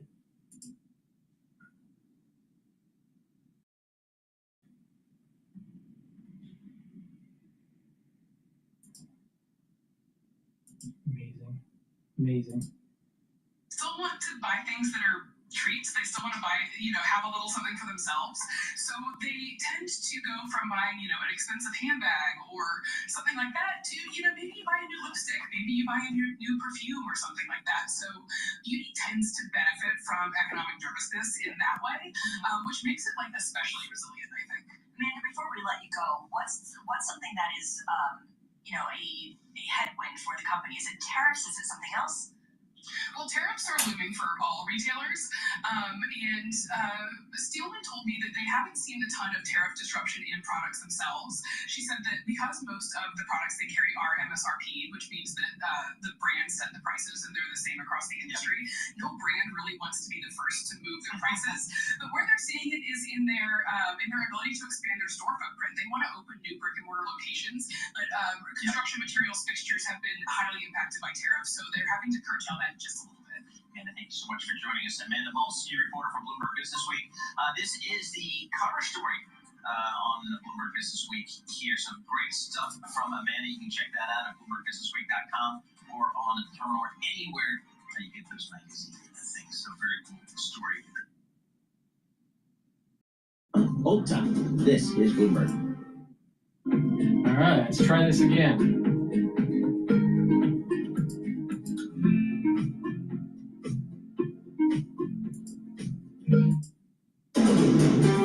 This is Bloomberg Intelligence with Scarlett Fu and Paul Sweeney. How do you think the Fed is looking at tariffs against certain employer Fox News? Take a listen.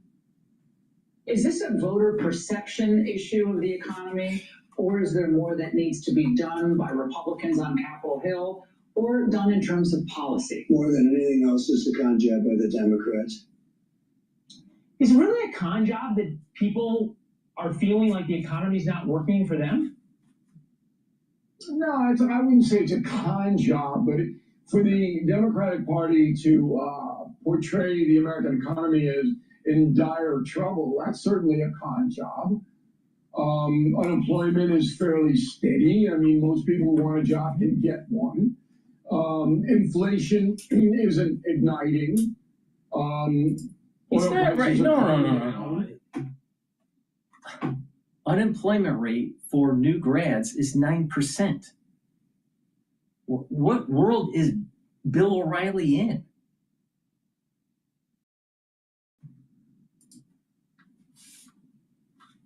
But not food prices, and that's what's really rankling most people. You know, I was in LA over the weekend, and flying out, the airport was packed. People are moving, they're going places, and the consumer is buying. The hotel I stayed at, the cheeseburger was $36. Yeah, that says you stay at fancy hotels, Bill. I know.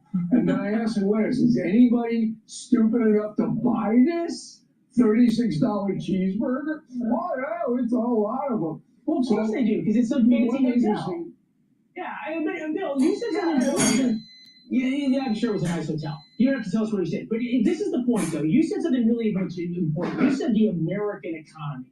Which you're right, the American economy is doing great. It's what people feel like their own personal economy is not doing all that great. So this is by the numbers. Worries over the government shutdown surged in early part of November, pushing consumer sentiment down 30% since January to its lowest point in more than 3 years and just off its worst level ever. You got to go back to the 1950s. 61% of Americans think Trump's policies have worsened economic conditions. 79% of independents disapprove of Trump's handling of the economy. Nobody cares what unemployment is. They care whether they got money left over at the end of the week and don't have to think about what groceries they can buy or not. And I think that Republicans, as I'm observing this, you and I are observers, are making the same mistake that Democrats did the last time around, because they wanted to talk about the stock market and employment numbers and on and on and on, rather than how people feel. Well, look, you can talk about how people feel all day long, doesn't solve the problem. The problem is, and this is simple from a simple man, that some staples of life are far too expensive. Mm-hmm. Food, insurance. Housing. You want to insure your house, yep, or your car or your health. It is way out of line now, way out of line. And those are the things that drain the family treasury. And people are getting angrier and angrier and angrier because they don't know why it's going up so much and so fast. So what President it's going up so fast is because the Federal Reserve printed too much money. There was too much fiscal spending during COVID. And oh, by the way, don't you remember Lehman? And the massive amount of money printing to prevent deflation?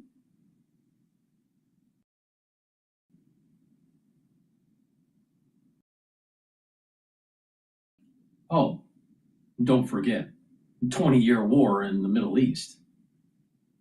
22-year war.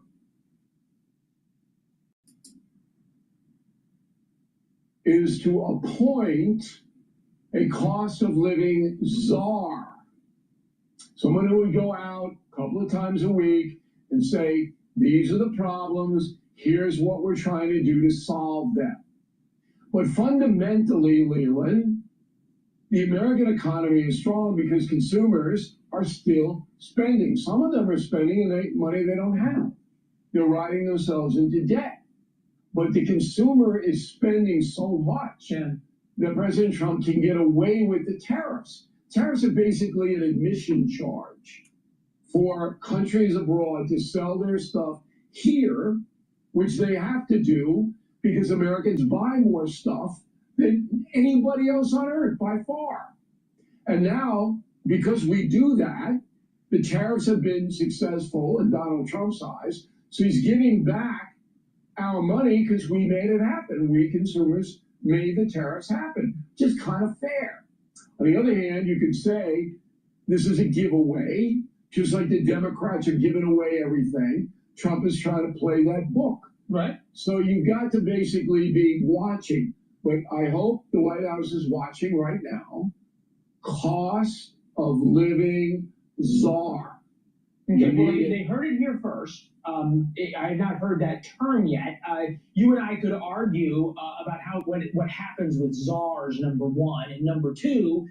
You and I could walk down memory lane of all the times that the government has tried to plan the economy and pick winners and losers. It doesn't end so well. But part of this, I keep going back to this idea of letting the American people know that the president understands how they feel and is fighting for them. And again, we put together President Trump talking about the affordability crisis and Joe Biden talking about the affordability crisis, whether or not they understand what the American people feel. Take a listen.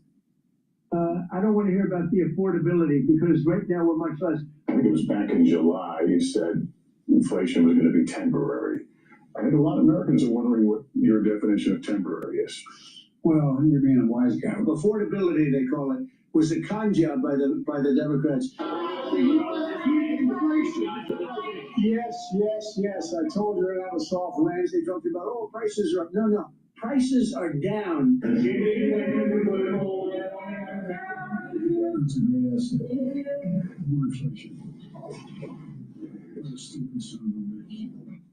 Why is President Trump denying?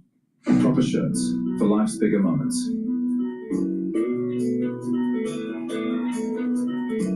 For all of life's proper shirt. Why is President Trump denying to people that they feel this pain? He won on talking about he doesn't want to hear it. He doesn't want to admit to the reality. Leland. And both presidents that you showed didn't want to believe the economy was in bad shape or that there was a legitimate grievance. They didn't want to believe it. Is that a mistake for President Trump? Say that again? Is that a mistake? Well, I should say it was a mistake from Joe Biden. Is it the same mistake for Donald Trump? Yeah, of course it is. Of course it's a mistake. You got to feel the pain of the folks. And when the insurance bills roll in and they're double what they were 5 years ago, and you didn't call up the get-go to get your car fixed, and you know Patrick Mahomes is making $10 million doing these insurance commercials, then you're a little teed off, right? So all of this is the real world. What about with healthcare? That's coming up. That is the most vexing problem in America today, because the Democratic Party wants the federal government to control the entire healthcare industry, just like Canada, which is a disaster, by the way, for Canadians. And the Republican Party has nothing to alleviate the high cost of healthcare insurance. So talk about one big mess. Yeah. Which team are you going to side with? Both teams are ineffective and don't have any solution to the problem as we sit here tonight. Yeah, and one of the things that people care about the most and most affects every family. Every family's got to deal with it. You pointed that out on the No Spin News earlier. You mentioned you were out in Los Angeles, staying at fancy hotels, talking to fancy people like Bill Maher on HBO. Take a listen. Now you're into all this fringe garbage that Americans don't want. I think that's your posture. Well, I wouldn't put it that way, but go ahead. Okay. But you might want to rethink, because that's a good way to put it. Well, I'm still on the air here now, but go ahead.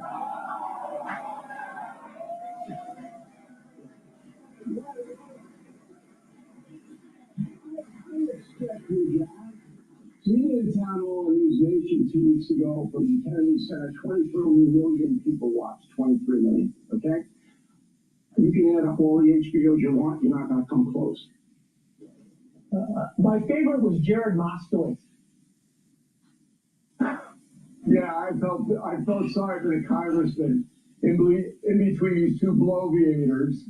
I think my best line of the evening when he was telling me about Gavin Newsom being so charismatic, I said, the only reason you say that is because you and Newsom have the same hair.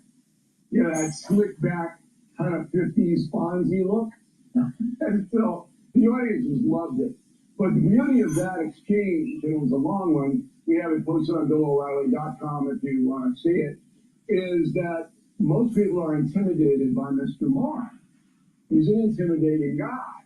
He gets out there and he, speaks his mind, which I like. But I'm not intimidated. No, you're not intimidated by anybody. Wise.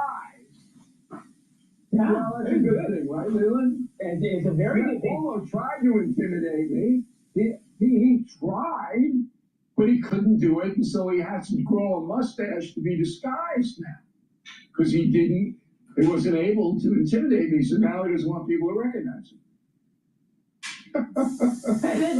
That's a few leaps of logic, but I'm going to think about it later. Hearing you now, thinking about it later. I want to get you to this because we've got a special coming up. We're starting to do these. They're pretty good.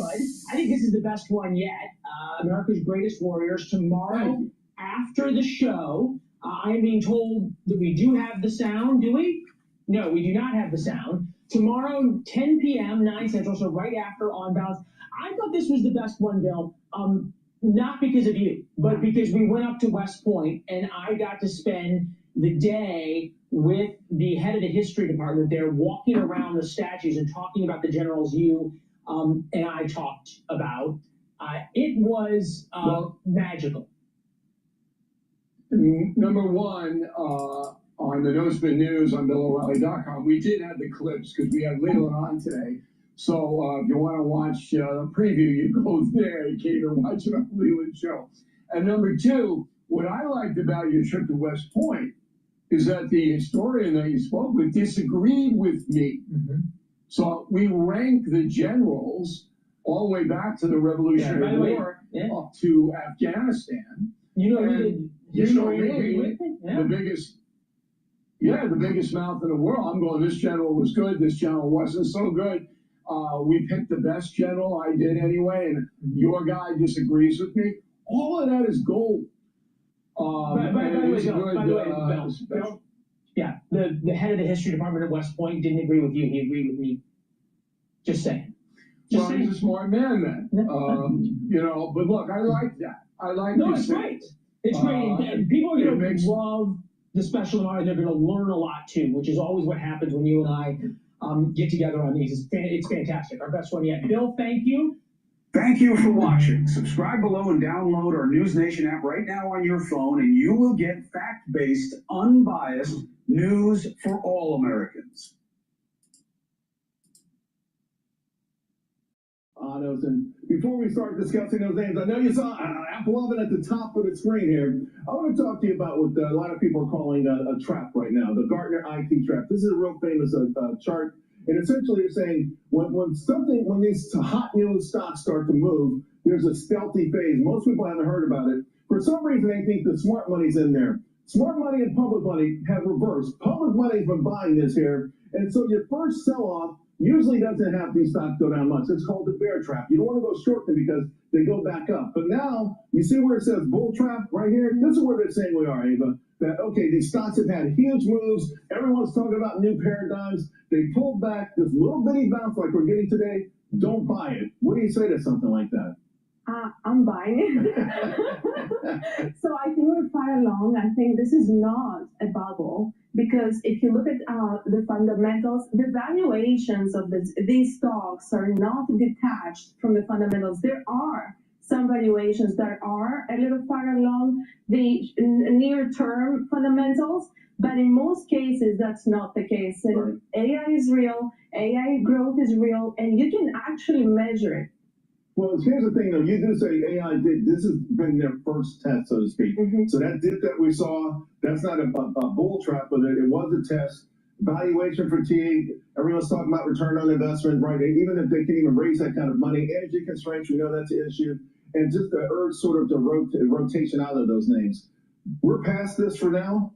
I think we're far along. We're not completely past it, but we are far along. I think more and more of us are realizing that we have a lot of negativity, as you said, in the market. People saying that's a bubble, that's an AI bubble. It's not like the .com. In this case, you have real cash flows, you have record earnings, and you have productivity that's measurable because of AI. And you can actually measure that. That's what makes this different. But this time we have data that support, in most cases, the valuation. Yeah, Mag 7 they make $1 billion every 16 hours. You say AI superpowers and their greater role in the economy, right? These aren't sock puppets. In fact, moving faster than the Federal Reserve, another catalyst now, they're going to spark a growth super cycle. So this sounds like more like the beginning than the end. I think so, exactly. And in some cases, I want to be honest here, in some cases you see companies that say we use AI, but you can't really measure it, and then they're firing people and they're hiring them back. We want to avoid these mistakes. But you have companies like AppLovin, which I think is the best example of AI. We're going to get that 1 second, but let me ask you real quick before we switch. Deflationary. Yes. In an era right now, the Federal Reserve is so focused myopically on inflation rather than the jobs prices. You're saying deflationary impact is what we're going to get from AI. Yeah, 100%. And you see this because the AI is cutting jobs faster than the Fed is cutting rates. And as a result, in many cases, we see lower jobs are coming down, people are getting fired. And that's an unfortunate scenario because spending is coming down, and then you have less liquidity in the market, and so that's deflationary. But that's supporting the valuation. So you have the bad news, which is bad for the people, but that actually supports the growth stocks and their valuations in our case. So AppLovin, I don't know how much we're up on this since you came on. I mean, you mentioned this a couple of years ago. Mm-hmm. This stock has been a juggernaut. They had 3 short attacks against it. The media helped those shorts trying to push the stock down. It's come roaring back. The number 1 percentage gainer in today's session, and you think this just keeps going? Yeah, you know what's interesting about AppLovin? The gross margin is same as its peers, as its category. But it's EBITDA margin. It's what happens after the gross margin that makes it unique. Its EBITDA margin is 5 to 6 times higher than the rest of the category. That means that they're using it better than anyone to streamline their operations, cut costs, expand their margins. That's why we love it, and that's why it's been one of the best S&P 500 names. It's a beast. It is an absolute beast. Robinhood's been a beast this year, and you like this predictions market tokenization. You say this is going to continue to drive growth. Tokenization is a market measure in the trillions. Prediction markets, as their CEO says, is on fire. Last time we spoke, between February and September, they did 4 billion event contracts. Now, just in October, they did 2.5 billion. That is an area that's growing. Whatever we said last time, add an exclamation point to it. Can't let you go without Coin. It's so funny because I've been saying this year that Coin and Robinhood, the performance there signals a transferring, a changing of the guard. FinTech dominating over traditional financial companies. And that's the key player because it's bridging traditional finance with digital assets. And there is a quite profit-making machine when it comes to Coin. Not many people speak about it. It's USDC because every dollar in their platform is pure margin. There's no overhead. It goes straight to the bottom line. And that's what I think is going to happen. So if the digital finance, like Bitcoin, and altcoins and tokenization and all this is going to be so popular and there's going to be so much growth, why is Bitcoin having a problem? Why is Bitcoin still trading below 104, $104,000 per coin? Why? I thought they just said that things are going to be great. Something wrong. There's something seriously wrong with the crypto market. There's a lot of manipulation going on. It's a pump and dump scheme. It was 14% of the total revenue last year was related to USDC. That's going to 1/5 of the total revenue now, and I think it's going to grow. Wow, good stuff. Love it. Great seeing you. Great seeing you. Congratulations. What time the AppLovin? Please go to my store, the-studio-reykjavik.com, and get the omega-3. Omega-3 will help with your cardiovascular health, bring down inflammation, help you to control your lipid profile, and also prevent the red blood cells from clotting too much. Now, good night formula is something that you should be taking every night. This has tryptophan, melatonin, GABA, and passion flower. This will allow you to detoxify your central nervous system, consolidate memory, and to be well rested. When you're in 3 to 5 cycles of REM sleep and deep sleep, your body will start to detoxify the central nervous system and consolidate memory. Super important. And this is the reason why, if you are sleep deprived chronically, you are increasing your chances of early onset of dementia. So it's important to get good sleep. In addition, everyone knows if you have regular good sleep, you slow down the aging process. So please go to my store and get the Good Night Formula. Guess what? It'll help you to slow down the aging process. Vitamin B complex boosts up your energy levels so you have more ATP through vitamin B1 through B4. Vitamin B complex helps to rev up that cellular metabolism, and vitamin B complex helps to protect your neurons. I think that's going to be really important for you, especially if you're 40 years of age or older. Please go to my store, the-studio-reykjavik.com. Follow my protocol. Live a long life. Destroy socialism.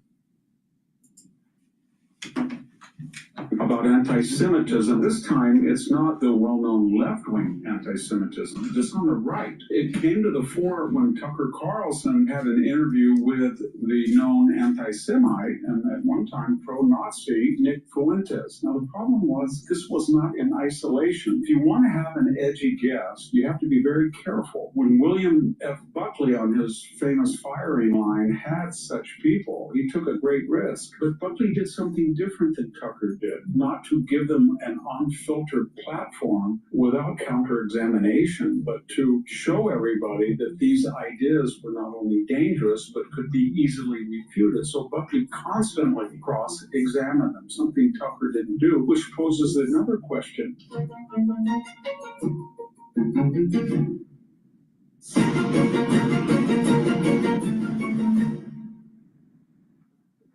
Hello, this is Victor Davis Hanson for the Daily Signal. There's been a lot of controversy recently about anti-Semitism and the threat that it poses to the United States at large. And it's been very controversial because this time it's not the well-acknowledged and well-known left-wing anti-Semitism.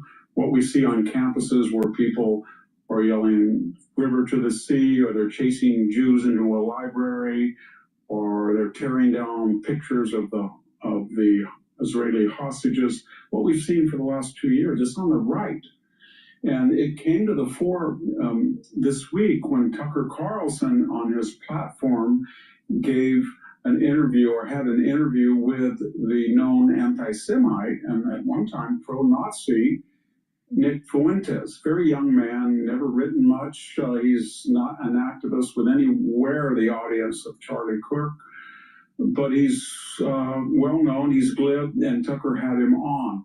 Now, that caused an enormous controversy because of the things that Fuentes has said in the past. He's supported going after Jews, suggesting that they are behind many of the nefarious cabals or conspiracy that take place, that they're not really white people. He's attacked J.D. Vance, his wife, Vice President Vance's wife, because she's Indian, and they named their children with Indian first names. I could go on and on. That record is well documented. Tucker chose, nevertheless, to interview him. Now, the problem was that this was not in isolation. He had the World War II revisionist Darrell Cooper. He wasn't a historian. Tucker said he was the most prominent historian writing today in America. That was not true. He's never written an article or a book about World War II. But he is known for suggesting that a cabal in the United States, and you know who that is, had unduly influenced the Roosevelt administration to ally with Russia over either keeping neutral or allying, as a later guest, David Cohen, suggested, allying with Adolf Hitler and the Nazis. Many of the things that Cooper said, as I have addressed in writing and in podcasts, were demonstrably untrue. So there was a backstory there. So when people when Tucker had Nick Fuentes have this wide platform, he has a big audience, the question was, why are you doing this? And if you want to have an edgy guest, you have to be very careful. Radical left or radical right. They get prominence because they're usually rhetoricians, they're orators, they're demagogues, and they're adept at speaking.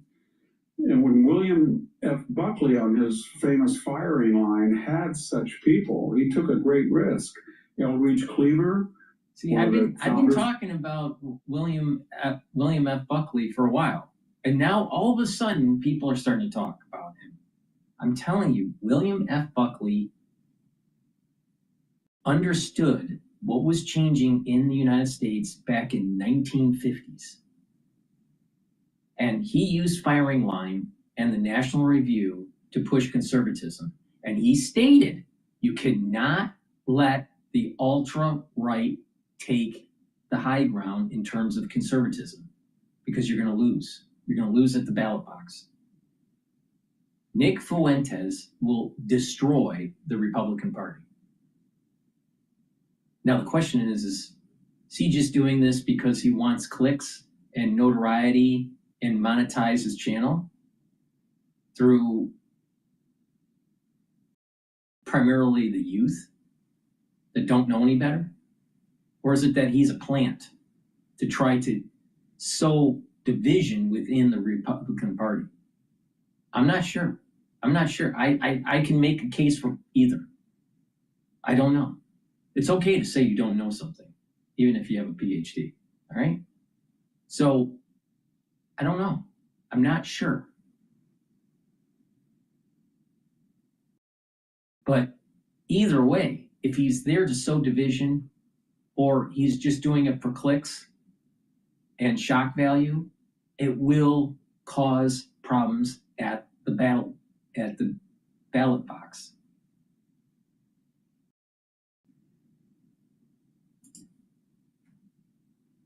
Black Panther Party, a convicted felon, a serial rapist. Ditto Huey Newton, who shot and killed someone on the show. William Shockley, the eugenicist Buckley had on. George Wallace, the at one time segregationist. But Buckley did something different than Tucker did. The point was not to give them an unfiltered platform without disagreement or counter-examination or rebuttal, but to show everybody that these ideas were not only dangerous, but could be easily refuted. So Buckley constantly cross-examined them, something Tucker didn't do, which poses another question. He had an interview in the same format with Ted Cruz, a fellow conservative. At one time, they were very close. And yet, Tucker used all of his knowledge, his wit, his repartee, and cross-examined Cruz unmercifully. Unmercifully. And he came with data. He drilled him on the population of Iran. Don't you know that? What I'm getting at is, why would you give an interview with a conservative senator who agrees in 90% with what you do, and yet try to cross-examine him and interrupt him and make him look foolish? If that's what you want, it's a free country.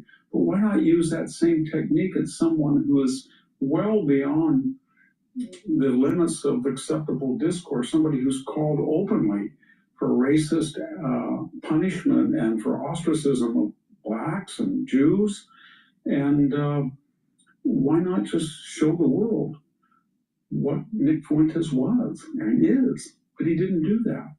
Why is this happening? Why are we having Candace Owens saying there's a ring of Jews in Hollywood? Why are we having Nick Fuentes get this sudden prominence? Why these World War II revisionist historians?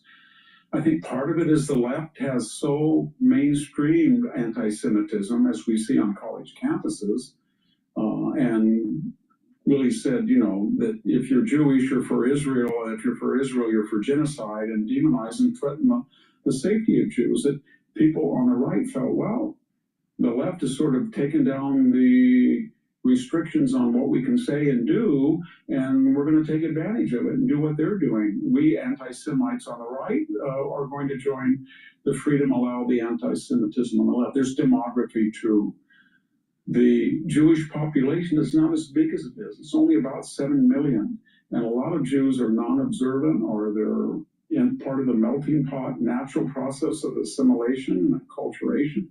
In contrast, the Arab and Muslim population is approaching 3.5 or 4 million, and it's scheduled to take over from Jews. And they are located, these populations, in key electoral swing states: Michigan, Pennsylvania, New Jersey.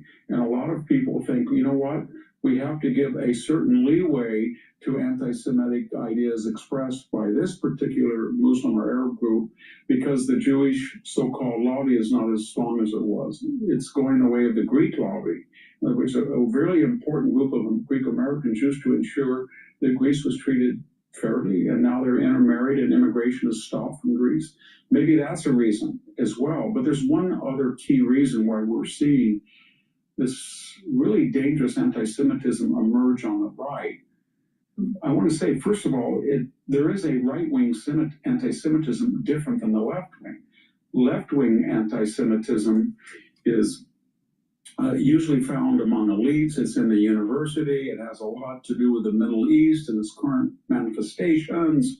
And usually it's Marxist. In other words, that the Jews are sneaky middlemen that control the economy. It comes right out of the mouth of Karl Marx. And this is what the Soviets were. Joseph Stalin was an anti-Semite. So we know what that is, that they are settler colonialists, that they're white victimizers in this Marxist binary the left has established. The right wing is a little bit different. It persecutes and demonizes Jews on the grounds that, well, these are Christ killers. They are responsible for the death of Jesus Christ, or they are not completely white, they're of a different race. It's a little bit more virulent, a lot more virulent, but it's easy, therefore it's more easily identifiable. The left is more insidious because it's practiced in a creed of the elite and the educated, supposedly. But there's this one key thing that's going on that is allowing these people to come forward. And when they come forward and they're mainstream, then elected officials like Marjorie Taylor Greene, or advisors, former advisors like Steve Bannon, Candace Owen, people get into the mix. And I think the reason for the rise of anti-Semitism is a element, the isolationist base of the MAGA movement felt that it was the driving force, and that it was going to be isolationist, and we were not going to get involved in the Middle East, and they were very suspicious of so-called, what they call neocons, and what they call Christian Zionists. As Tucker said, he hates Christian Zionists over any other people, even Bin Laden, Al-Qaeda, ISIS, I don't know. But they were losing influence. Donald Trump proved that he is not a neo-isolation, he's a Jacksonian. Targeted strikes to preserve and enhance U.S. deterrence. Take out Soleimani, Baghdadi, take out the nuclear facilities in Iran, but one-shot deals where we're not involved in a forever war. And they felt that he was being unduly influenced the way in the past, maybe Roosevelt or Truman had been unduly influenced by Jews, either to ally with Russia or to help found the state of Israel. And therefore our relationship with Israel showed the influence of Jewish advisors. But when you look at the Jewish advisors, they're some of the most prominent, important, brilliant people in the MAGA movement. Stephen Miller, special advisor to the president. Jared Kushner and Stephen Witkoff were the architects of the Gaza ceasefire.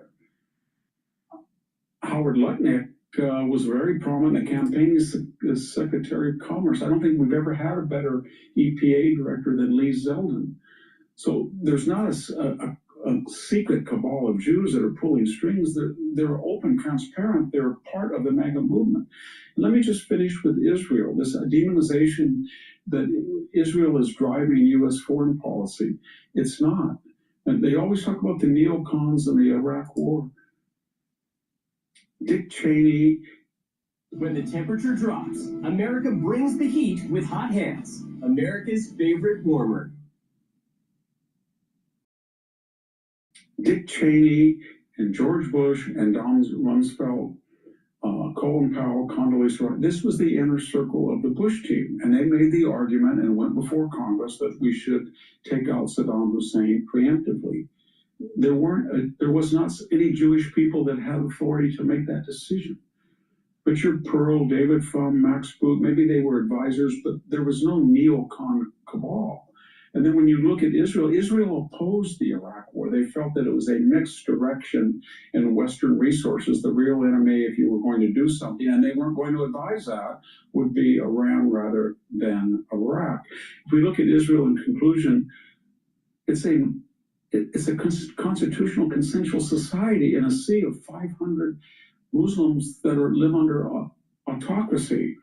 There's 2 million Arab citizens inside Israel, and they have the same rights as Israeli citizens. There's 180,000 Christians. There's more Christians inside Israel than anywhere in the West Bank, and probably more than anywhere in the Arab world, and they have full rights.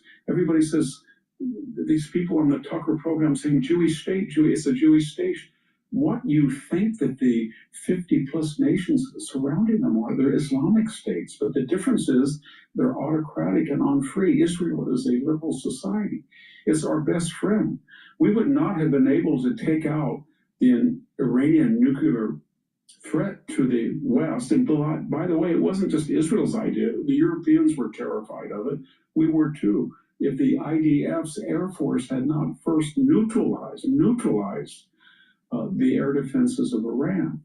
And when you look at the people who have killed Americans, hundreds of them, it was Hezbollah blowing up the Marine barracks in 1983, blowing up the U.S. Embassy. The Israelis took out and nullified and made inert Hezbollah. We were attacking the Houthis independently. Israel has done more damage to them, the common enemy, than we have. So the alliance with Israel is not anti-U.S. interest, it's in our interest. Whether you're idealistic, and you should be, that we support fellow free nations that have constitutional government and treat their citizens equitably and fairly and protect their civil rights, or you believe strategically that we have a small number of very important allies that are muscular, strong, and they have the similar interests as we do, both in Europe, Japan, South Korea, and that small number of allied nations, Israel is preeminent.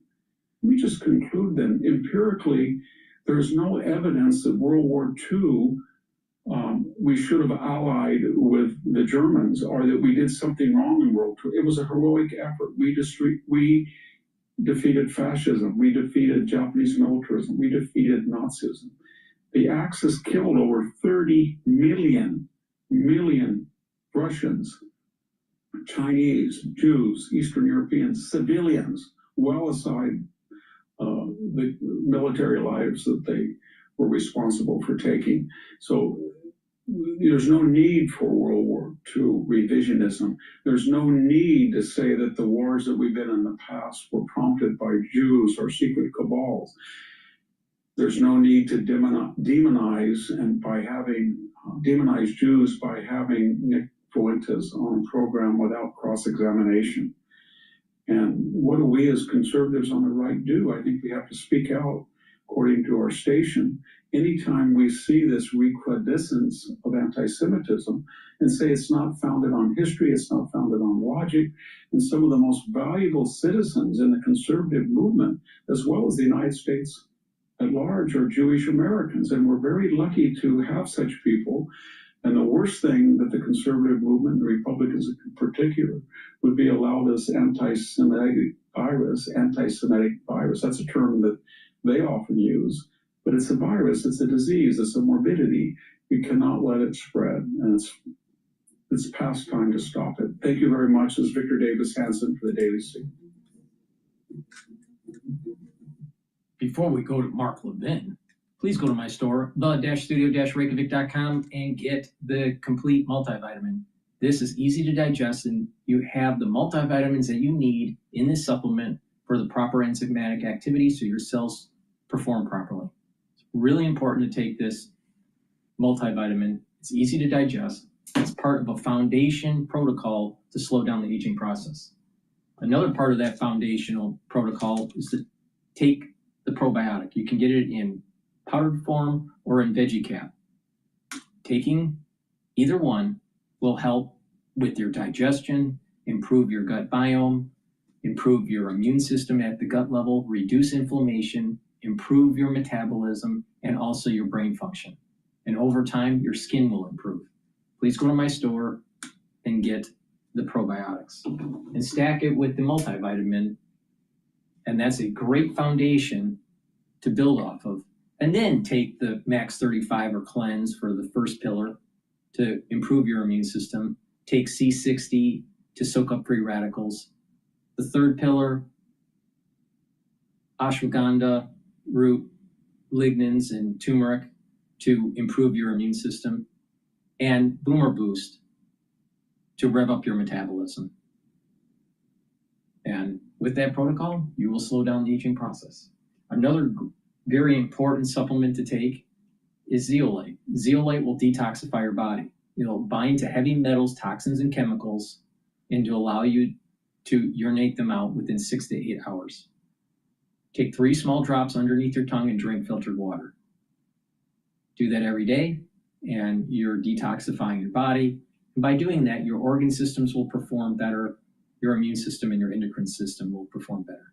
And when you detoxify your brain, guess what? Your brain performs better. Please go to my store, the-studio-reykjavik.com, and get the zeolite. Use discount 5 and you get $5 off. All right, let's see if we get a heart attack after listening to Mark. And Levin Sunday, welcome. What a powerhouse show. We have 2 great guests, Senator Ted Cruz and Governor Ron DeSantis. I want to cover an issue that's very, very important. Very important. And that is our country. Its survivability. What kind of place do we want to live in? We're kind of caught in a pincer movement right now. We have on the left Marxist Islamists, Jew haters, American haters, and they're proud of it. They're out of the closet, full-throated. They're being funded heavily by billionaires through dark money, through foreign governments, through others, CARE, even Hamas. Then we have on what I call the fascistic right, with people who claim the mantle of MAGA. They're not MAGA. They're not America first. They don't even know what that means. And who do they embrace? Well, you pick an enemy.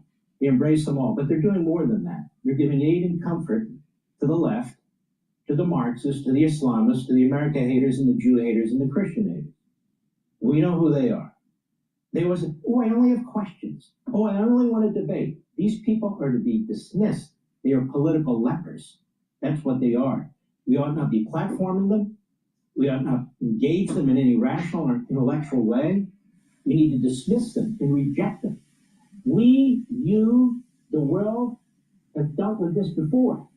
Marxists, radical Islamists, fascistic types, we've dealt with all this. What's the debate? We have a debate of ideas. You must be a coward. It's not a question of being a coward. It's a question of being rational. No. I can't on the one hand say that these people need to be rejected and then on the other turn into Jerry Springer. That's not going to happen. Let's talk about our country. Let's start at the beginning, or close to the beginning. We're going to be celebrating 250 years since the founding of this nation. Now, to be perfectly accurate, it's 250 years since the Declaration of Independence from July 4th this coming year. The revolution actually began in 1775. The relative small number of citizens standing up to the British. And you know the story. Now, that said, what makes America different from every other country in the world, including these European countries with parliaments and so forth? What is it about America? Well, John Locke, one of the great philosophers of the Enlightenment period, on whom the founders of this country relied during the American Revolution, he said what makes it different. America's a blank slate. Never had a king, never had a queen, never had a feudal system. Those people over there, those colonists, whomever they are, they're very independent. That's who they are.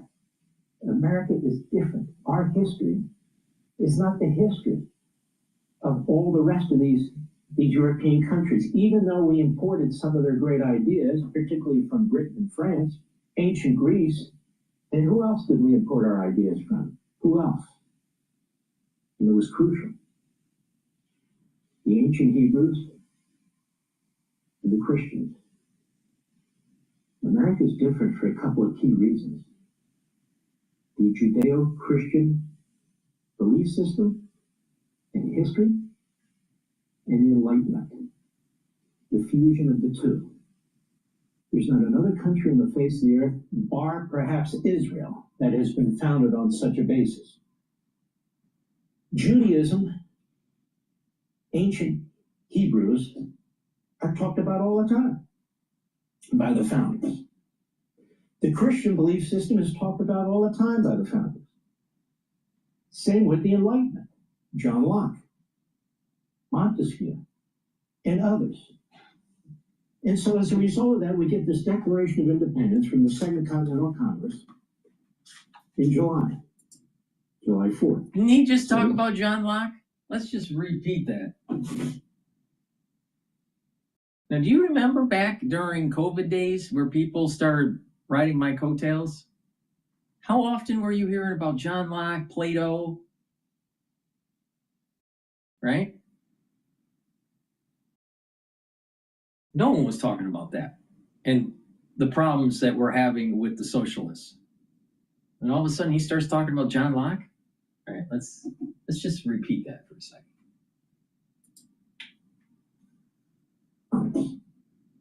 The Christian belief system is talked about all the time by the founders. Same with the Enlightenment, John Locke, Montesquieu, and others. This dude's listening to my channel. And so as a result of that, we get this Declaration of Independence from the Second Continental Congress in July 4th, 1776, where people with disparate backgrounds from different colonies, different geographies, different economic, priorities and so forth come together and say, we must confront what was the most powerful military in the world, the British. Even though the battles were going on in New England, New York, Massachusetts, that sort of thing, it didn't matter. They came along. South Carolina, Georgia, so forth and so on. What were they fighting for? It's called the Declaration of Independence. They declared what they're fighting for. The Declaration is based on a few crucial principles. Number one, there's a God. Number two, he's sovereign. Number three, we are his children. Number four, as a result, on earth, we are sovereign when it comes to, among other things, governance, we the people. Number five, there are eternal truths, the 10 Commandments, the Golden Rule, so forth and so on. What else? What else? We have unalienable rights. That is, rights as individual human beings, no matter who we are, from God, not from government. In fact, they're to protect us from government. What else? That we have a right to a government that represents our interests, not the interests of a relative few, a faction, or anything of that sort. Crucially important. Then we get around to the Constitution. They look at what? The Declaration. If you look at the Ninth Amendment, I would argue, Ninth Amendment gives a very concise statement of what is the Declaration of Independence. But what about all the rest of this? The Constitution, the separation of powers, checks and balances, all this stuff comes out of the Enlightenment. Now these men at the Constitutional Convention, they're looking at the Declaration, they're looking at the Judeo-Christian belief system, and they're looking at the Enlightenment. Now they're also looking at Athens and Rome and learning from ancient history. But these are the key parts. What does the Enlightenment tell us? What did we talk about before? Power must check power. Because even the most virtuous people are not always virtuous. And the more they are concentrated in terms of power, the fewer and fewer that have this power, the less virtuous they are. That's human experience. That's what it is. And so they have all this in mind, Judaism, Christianity, hence the Declaration of Independence, sovereignty, the people, the Enlightenment, you've got to check power with power, hence separation of powers, Montesquieu was the most specific about it, a judicial, an executive, and a legislative, which is what we have. And so this is the fantastic country that was created like no other. There's not another country on earth that's created what we've created. And what is the result of it? The greatest country on the face of the earth. Why? Because we have a declaration and we have a constitution. Well, that's part of it. But because you, Mr. and Mrs. America, you embrace it. You defend it. We have people in our families that have fought overseas, fought here in the United States, American against American during the Civil War. To do what? To defend our Constitution, to defend our Declaration, to defend our country. From what? From tyranny. Tyranny comes in many forms. Tyranny can be domestic. Tyranny can be foreign. Let me cut to the chase. When you have people into this country, many of them newly into this country, who talk about replacing our system, replacement theory is no longer a theory, it is a reality. Who talk about imposing Islamism and Sharia law on our society. Because that's what you saw when Mamdani gave his victory speech, and the people in his audience that he personally invited to attend. That's what you saw, that's what you heard, that's what they believe.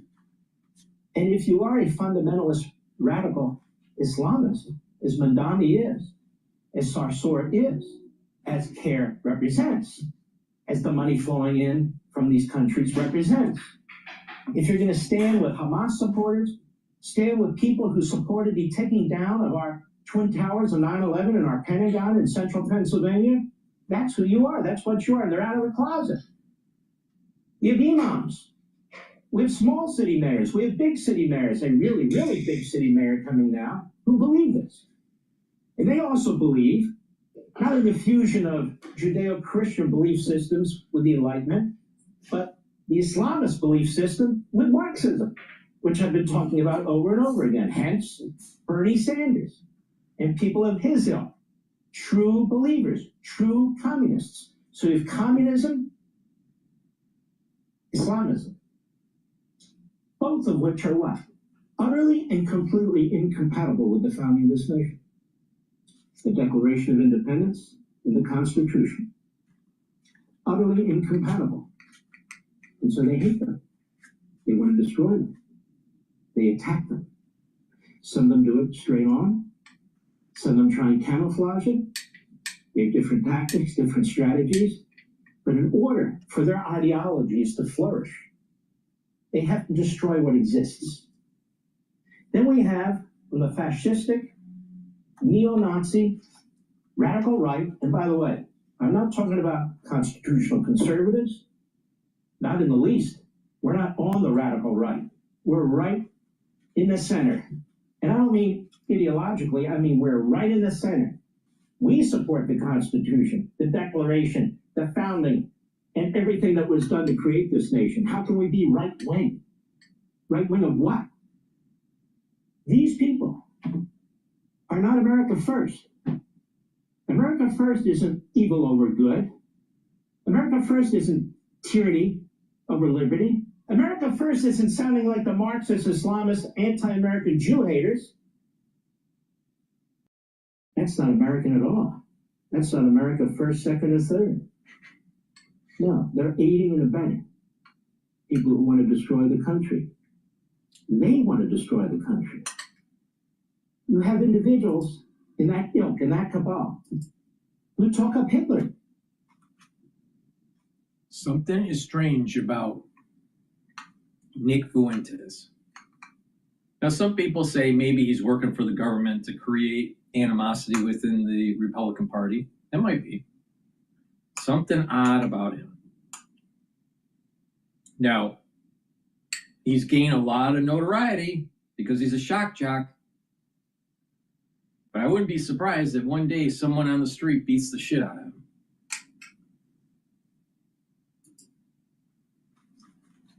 Who platform people who talk up Hitler?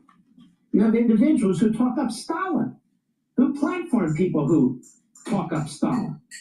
You have individuals who defend Hamas as a political movement, not a terrorist movement. How many people have been slaughtered, Americans, by the Islamists? The Islamists have killed more Americans, as Victor Davis Hanson so brilliantly pointed out in the Free Press, than any other entity since the end of World War II. Did you know that?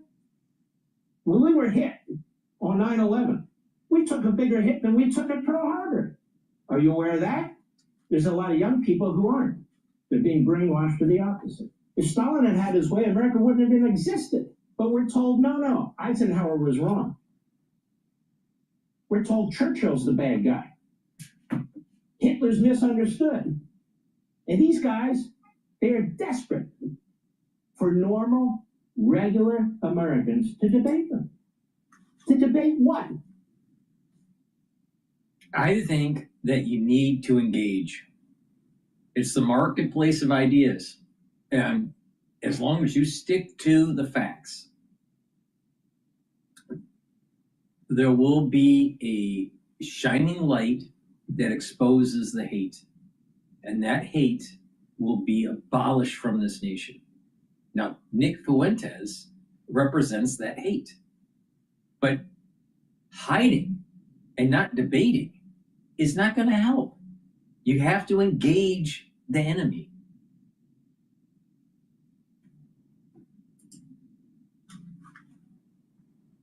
They belong in a mental institution.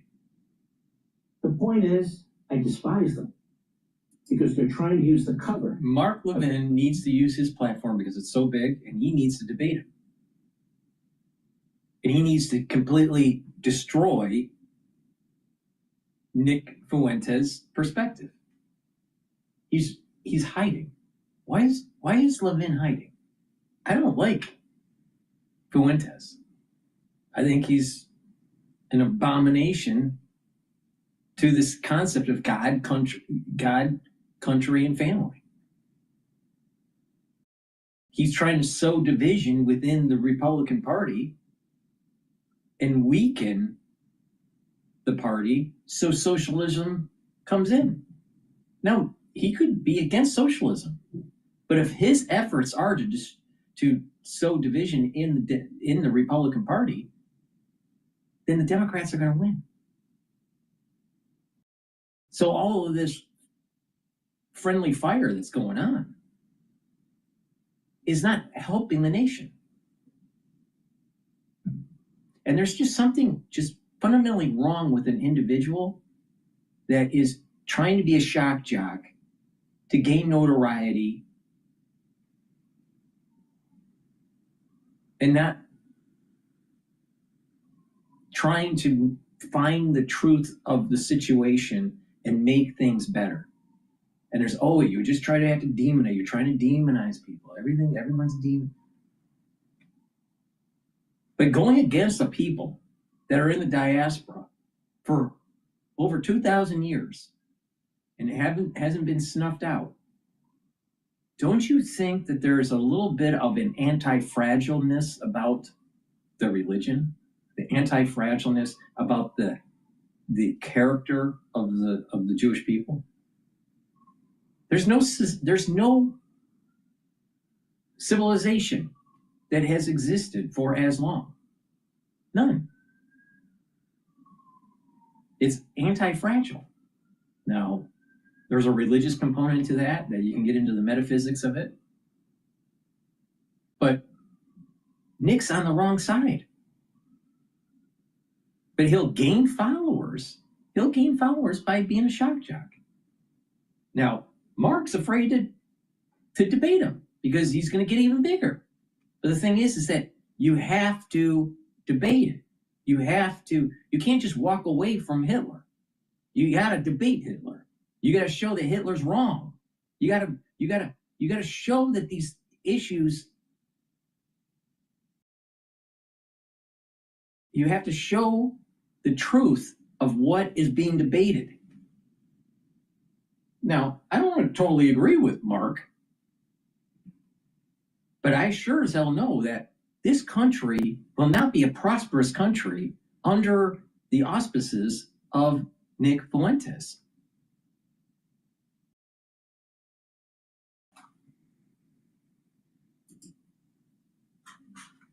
conservatism in the American flag to justify the unjustifiable. That is what we are facing right now in our country. The problem is these people, the neo-Nazi fascists on the extreme right, they're the weak underbelly of this republic. You know, the other side, they know what they stand for, they're fighting. They're bringing people into the country who agree with them. They fight assimilation. They're trying to reach out to young people through Marxist propaganda, and we'll give you something for nothing. And they use Solinsky tactics. Rich people are bad. You know, get the Jews, get the Christians. The others, they want you to believe that you stand for them. Are you unhappy? Are you down on your luck? Aren't you sick and tired of what's going on? Well, join us. Join you to do what? We've seen their type before, Mr. and Mrs. America. We've seen it in Europe. We've seen it in Germany. We've seen it in the United States in the 1930s, although it wasn't this bad. In the 1930s. Look at it this way. What do you think the founders of your country would think of these people who claim that they represent the Constitution, the Declaration of Independence, that they represent the will of God, as pointed out in the Declaration, or the Enlightenment, when they're siding with Hamas, when they're siding with Hitler, when they're siding with Stalin? What do you think? What do you think our founders would think if they knew who Hitler was and they knew who Stalin was? And all? What do you think they'd be siding with? Well, they clearly didn't side with the King of England, did they? The King of England wasn't anything like what we're talking about now. And here's the other thing. These people I'm talking about, they trashed President Reagan, who defeated the Soviet Union. They trashed President Trump, who took out the nuclear sites in Iran. Our President of the United States, who's peace through strength, who's a very practical man, an incredibly patriotic man, they're stabbing him in the back too.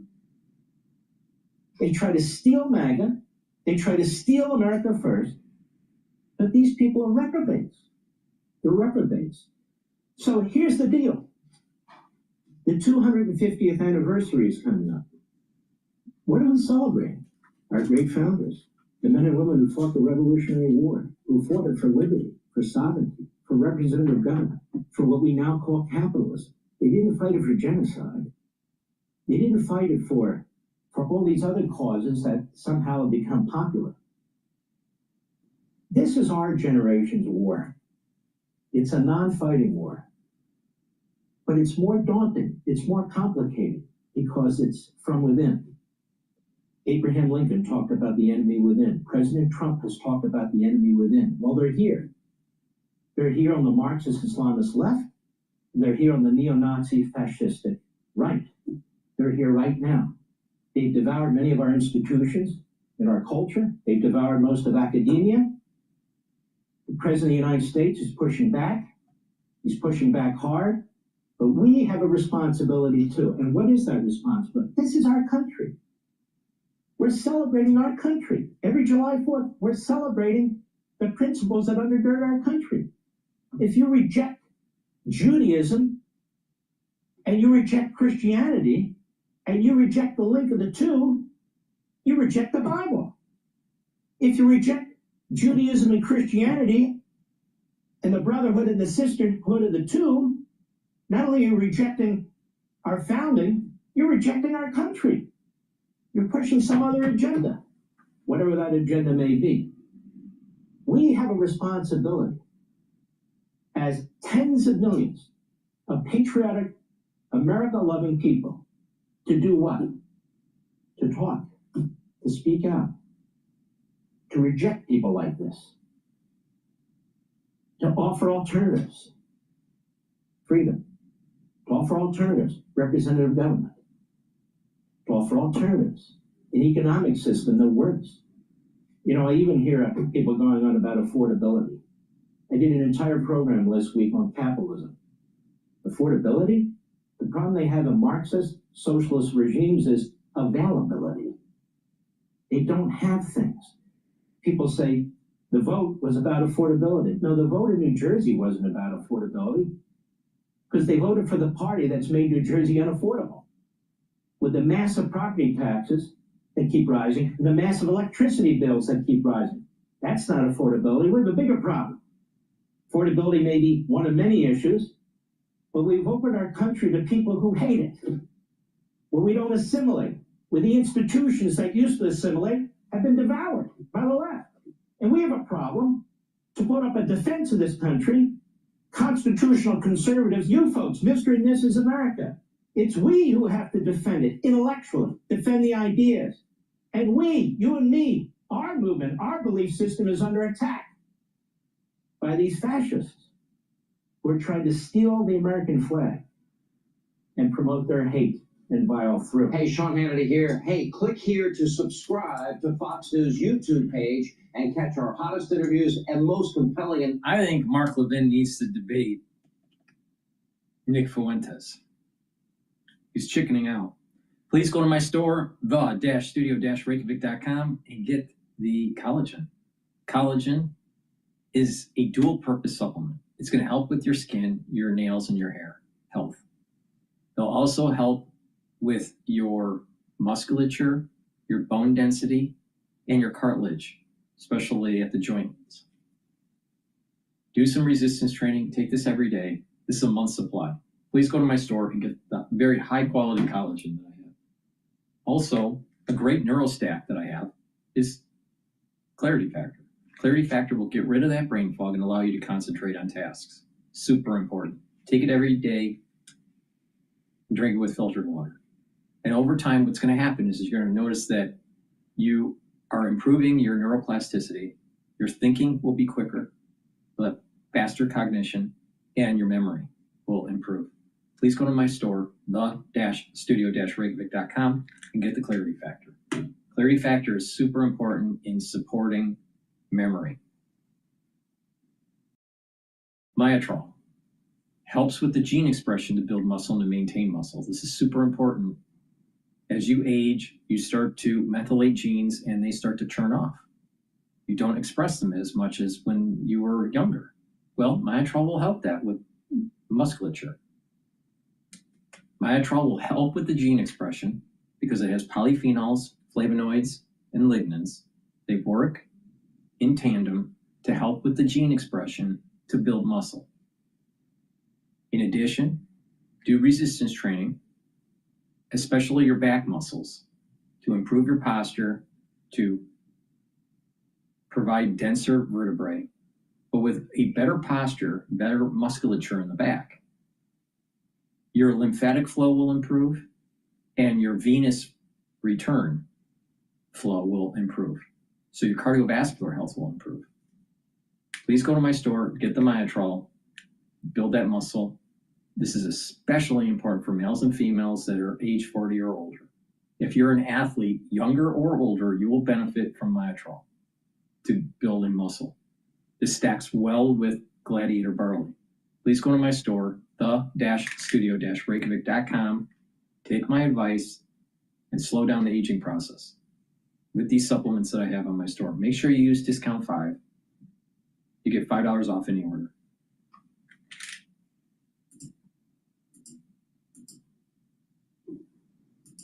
Be a socialist country.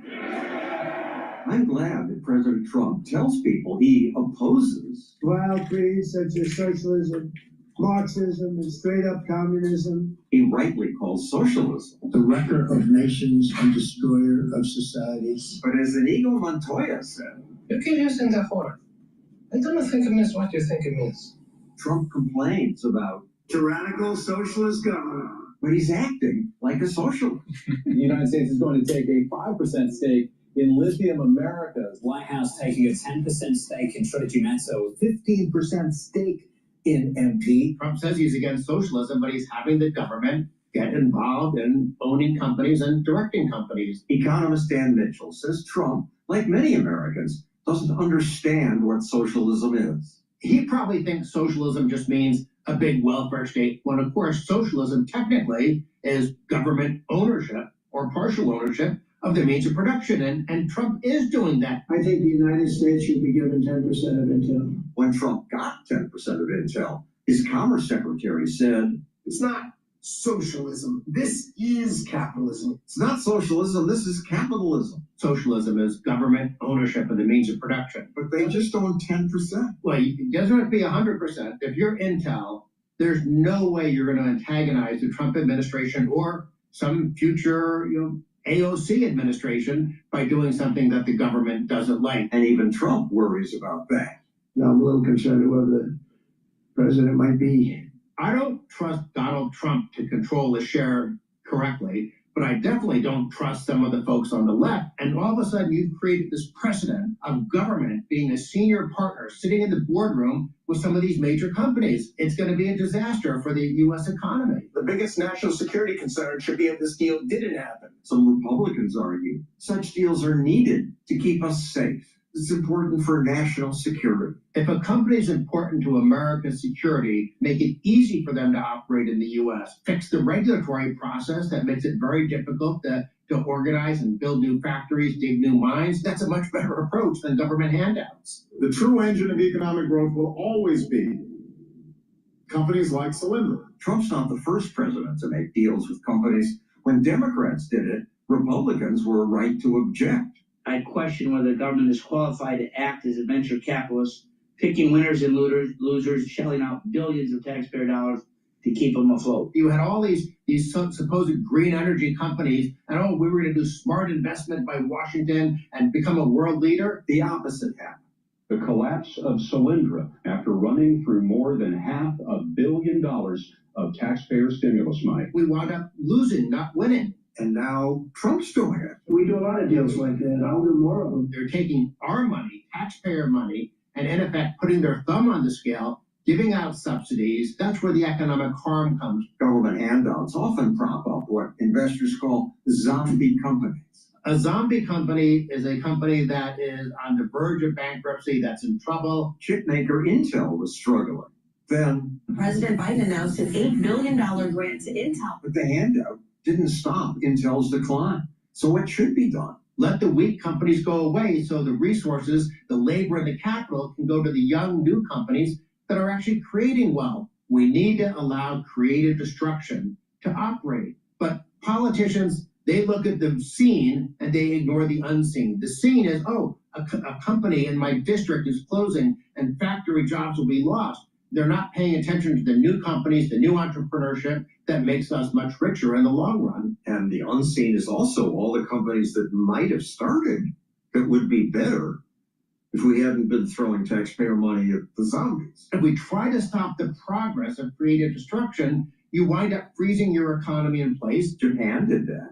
Japan was one of the richest, most prosperous countries in the world, at least on paper. The island nation was the most innovative and productive country in the world. They were the role model for America. We needed to copy Japan. They had this great industrial policy. Well, it turns out they suffered several lost decades, largely as a consequence of trying to prop up zombie companies. Millions of people lost their savings and their jobs. Till this day, Japan's economy has never truly recovered. No country has ever prospered with that kind of system. One reason is that when governments take ownership or hand out loans and grants, company executives start chasing political favors instead of innovating. When Intel got your money, its executives spent lots of time doing photo ops with politicians. Intel workers didn't do as well. Intel plans to cut more than 20% of its workforce. After Trump gave Pfizer a tariff exemption, its CEO groveled before him. Mr. President, I want to thank you for your leadership and frankly for your friends. The market will be much better than the government at delivering the things that we need. Why is the market better? There's a bottom line incentive to use resources intelligently and efficiently. With politicians, it's all about, does a factory have a certain number of jobs in a key state? Are the executives donors to my campaign? This is going to be a recipe for just rampant cronyism. And this guy is completely perverted capitalism, Donald Trump. It's crony capitalism. Now, Democrats say, we'll defend free markets from Donald Trump. That's just becoming a partner with a corporation. That's just Donald Trump doing another shakedown. Both parties should butt out. Let free markets work. The Babylon Bee came out with a good headline to describe what's happened. Trump vows to nationalize as many private companies as it takes to defeat socialism. I don't know whether to laugh or cry. We laugh and cry here at Stossel TV. We'll keep an eye on Trump's deals, and if you like our videos, please click that button.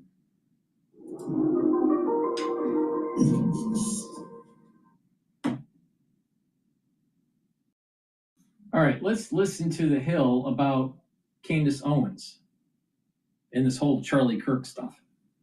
Here, once again, the Republican Party is doing infighting, and if you don't get your shit together during the midterm election, we're going to lose seats in the House and in the Senate to the Democrats.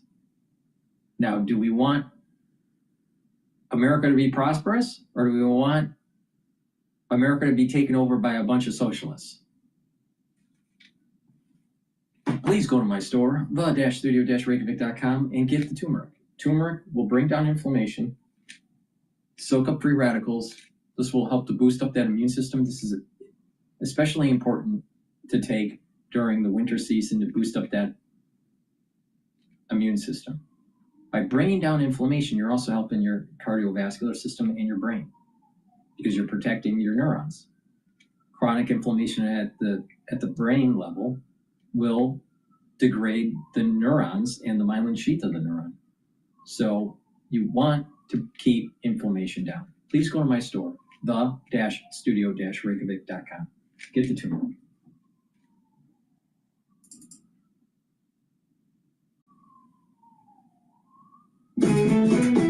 Newspapers.com. The past. Read all about it. Okay, here.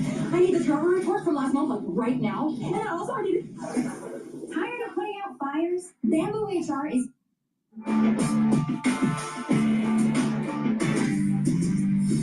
Candace Owens continues to generate controversy in the aftermath of Charlie Kirk's assassination.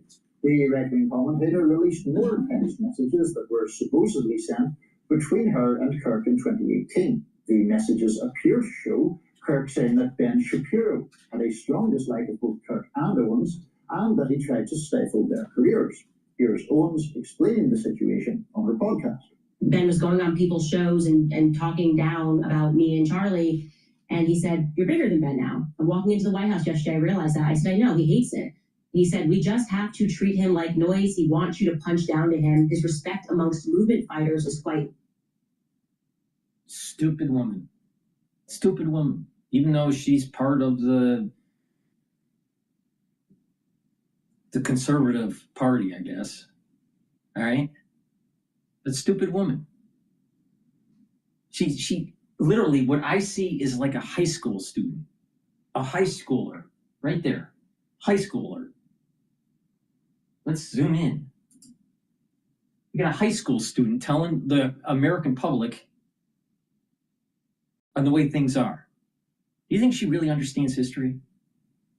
Do you think that she really understands, or is she just a clickbaiter?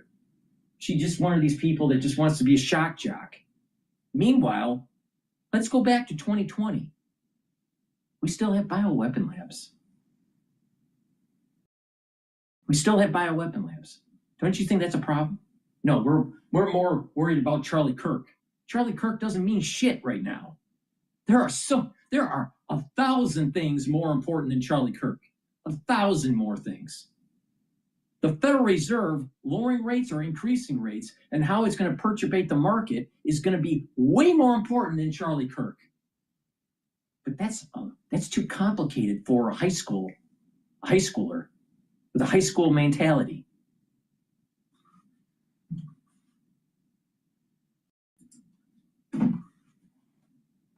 I feel like that's relevant right now to what Ben's doing. He wants to egg on this fight because he's lost a certain bit of respect. Owen says she has hundreds more similar messages between her and Kirk going back many years, but some have accused the messages about Ben Shapiro of being fake. Frank McCormick says on X, after having ChatGPT analyze the images, I believe Candace fabricated them. Even older iOS versions use consistent design rules for spacing, heading, layout, and typography, none of which match this image. I don't know if it's fake or not, but I wouldn't be surprised because high schoolers fabricate stuff. Why do we have these people that have created such large audiences have an IQ of 100? Really? I mean, come on. Can't America... Why is it that Americans with 330 million people can't find the same number? I'm not talking about proportion of the population, just the same number of intellectuals during the founding of our nation. Can we get 55 people? Can we get 55 people out of 330 million that have some fucking common sense? And it's not a high schooler? No.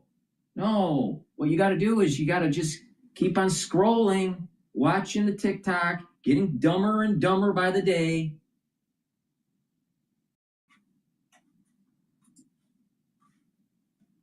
So these details show it isn't a real iPhone screenshot, but a digitally fabricated mock-up made to look authentic.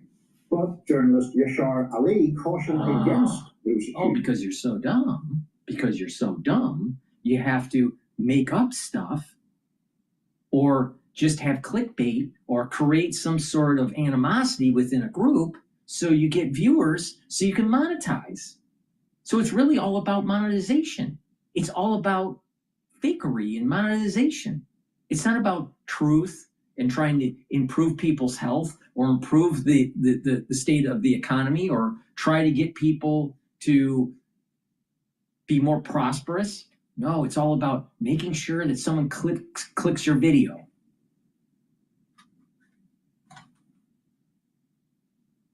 It's fucking stupid. Poems of faking the messages, saying, quote, when you deny the authenticity of something put out by a media figure like Candace, you sure as hell better be right. And if you're not, then that it's something that just vanishes and gets lost in the mix.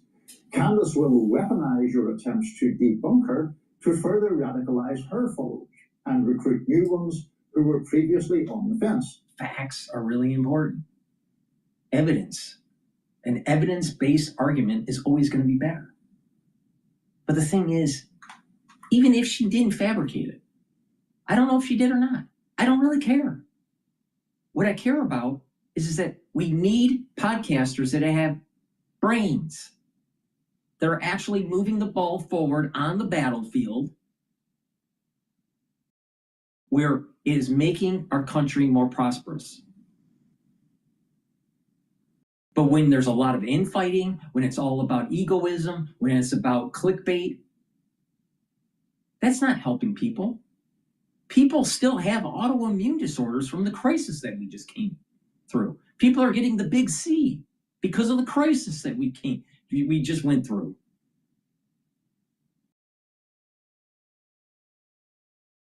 People are getting early onset of dementia because of the crisis we just went through. No, let's just focus on getting clickbait. Do clickbait so you get viewers and so you can monetize. Why? Because they can't really do anything. Can Candace Owens design a car? Can Candace Owens help a patient in need? Can Candace Owens analyze complex movements of financial markets? Can Candace Owens build a house? Can Candace Owens do anything except talk in a mic and pontificate about things she really doesn't know anything about? See, this is the problem of the state of affairs that we have. Where's the intelligence? Where? It's not with Ben Shapiro. It's not even with Mark Levin. Everyone's yelling at each other. Meanwhile, our country has an existential threat. You know what that threat is? Marxism.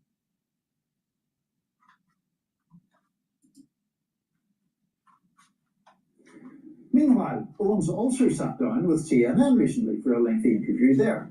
She reiterated her theory that Tyler Robinson, the suspect who is in custody for Kirk's shooting, did not kill Charlie Kirk. Here is Candace Owens claiming the FBI created fake messages of Robinson confessing to the crime. The feds are like on a computer, like typing it out back and forth. That's exactly what it is. The feds made up the text messages. But you don't have anyone from like the FBI telling you that? Or I have leaks. Okay. No. Has anyone leaked to you? And Tyler Robin. So we're going to take it on the word of Candace Owens, who monetizes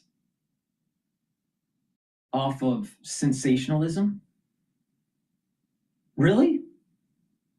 Well, wait a minute here. Wait a minute. That's a pretty bold statement saying that the feds fake the messages, but she has leaks and she's not going to divulge her leakers.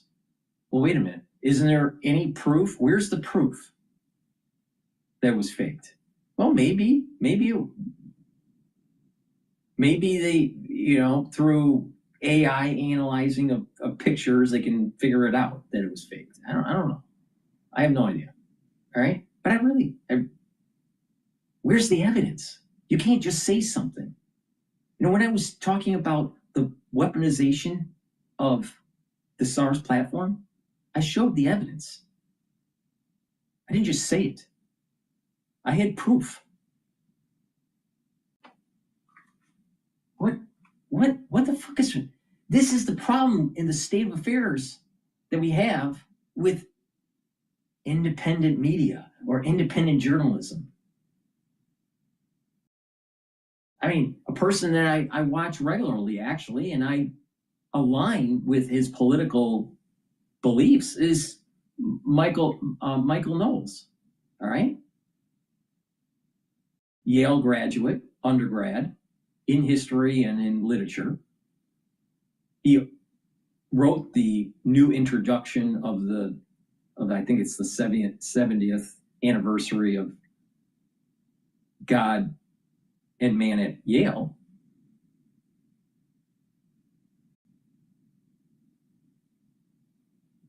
But what I'm noticing with people that have podcasts, especially the younger ones, after Gen X, what job did you have before? Oh, they were a journalist. No. What job did you have before journalism? Oh, maybe they were a waitress, or maybe they were a bartender, or maybe they had a paper route. So you are going to be pontificating about the way the complex economy works by not knowing anything academically or through experience, anything dealing with STEM, science, technology, engineering, or mathematics. This is the problem that we have with the independent journalist. They're an independent journalist because they can't get a job. Candace Owens can't get a regular job because she doesn't have skills. Real skills, like building something, designing something.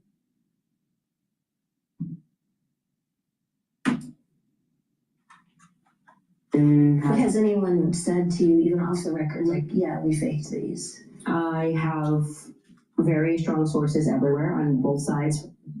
Well, I look forward to seeing the evidence. Yeah, sure.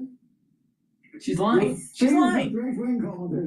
She's lying. I'm gonna sound She's like lying. such a lib today. I thought it was a good interview. It was a CNN interview. I thought it was well done. The reporter knew her stuff and was polite. And again, just challenged Candace to say, okay, you're making a very strong claim, very bold claim. What is the evidence of this claim? And Candace has nothing.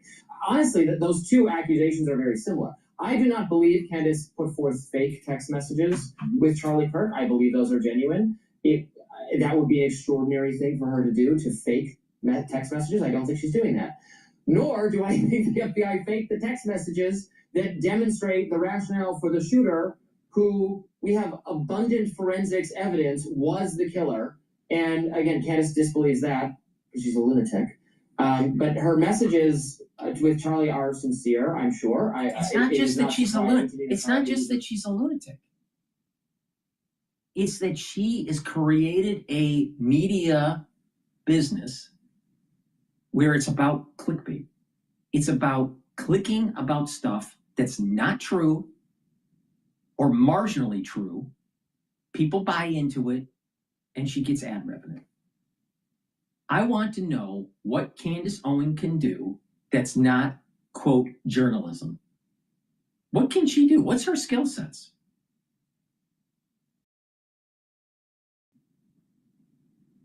And I'm willing to bet you will start to notice that these individuals, and it's not just Candace Owens,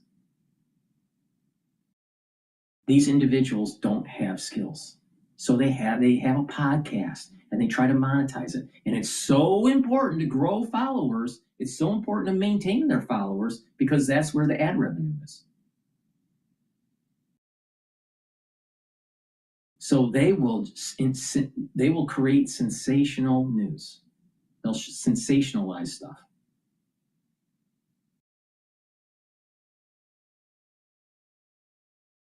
We need a public that sees through this and lets her die on the vine.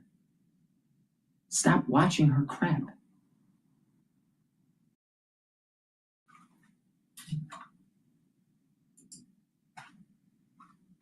A close friend of hers at one point, and maybe until the very end, talked to her about her media star had risen higher than Ben Shapiro's. That's true, and maybe that was something Ben was upset about. I think that's not what he's upset about. I think he's upset with the things she had to say. But it seemed like a genuine conversation to me. I don't think it's made up. I don't think people should try to use ChatGPT says it was fake. No, I don't believe that at all. But I also believe the text. People kept saying the Tyler Robinson text messages sound fake. They didn't sound fake to me at all. And then further in that interview, then Candace says, "Well, there's not timestamps or something, so that's how I know it's fake." And the interviewer was like, "Well, they're." Why do we care? Believe me, what the Federal Reserve does with interest rates, what Trump is suggesting with the 50-year mortgage is 1,000 times more important to your life than anything that Candace Owen is saying. They come from I can't remember if it's text or Discord, but whatever the format is, would not have had timestamps. And then she's like, "Oh, I didn't know that." She's very nonplussed. It's a successful. It's not like a gotcha attempt, right? Just a correction of something she said that is wrong that she has no response for. Yeah, which is very characteristic of what Candace. Yeah, because she's an idiot. If you can't tell, no, it's not. I'm not a fan. I don't know. I would be lying to you, guys. I know some people watching probably fan. I'd be lying if I said I held her in great esteem. I do not. A lot of these people in this kind of independent right or also left ecosystem, I disagree with a lot of what they do, and I find value in other things that they do. I'm forced to concede I don't find much value in what Candace is doing. It's frequently wrong. Yeah. Well, to that point, I mean, the CNN interview I thought was very good in just sort of exposing how shallow her claims are in the Tyler Robinson thing. It's basically just that thing that conspiracy theorists do, which is make a blanket assertion, i.e., the feds are making it up. The feds are inventing the text messages. And then you say, what's the proof of that? And there isn't it. Right? There is no... Uneducated people always focus on there's a demon in the corner of society that's running a cabal. You know, it must be some sort of deep state actor. Must be the Jews, must be the FBI, must be the CIA. Everything is conspiracy. And people buy into this crap. And they just click and watch it and watch it and watch it. Like it's first it starts as a movie and then all of a sudden you start role-playing it. But it's easier to focus on the demon in the corner that doesn't exist than it is to actually pay attention to real events that are happening. A 50-year mortgage, if it gets passed through Congress to be allowed for banks to do, will increase the costs of home prices. Now, if you are a current owner of a home, that's great for you. But if you sell it at a higher price, it's going to be a lot harder for you to buy into the same community because all the asset prices went up. And I don't care if you own gold or stocks or bonds or whatever, crypto, homes. When something goes up too fast, it's not good for the society because your income level is not growing as fast as the appreciation of the assets that you're trying to buy. And when that happens, you have more problems in society between the haves and the have-nots, or this K-shaped economy. So that's way more important to pay attention to. 50-year mortgages are way more important than Charlie Kirk. And then on top of it, if you have a 50-year mortgage and let's say you're only saving $200 a month versus taking a 30-year out, or, you know, I haven't done the calculation, but let's say you're saving $200 or $300 a month, and it allows you to purchase a property, even though you're paying in interest a lot more. So you really have to pay attention to what is going on here. This is a massive, massive transfer of wealth to the banking industry. Oh, it must be all the Jews. All the Jews own the banks. Really? Through globalization? It's not all the Jews that own the banks, right? There's a self-organizing behavior in the banking industry under capitalism that has led to large conglomerates.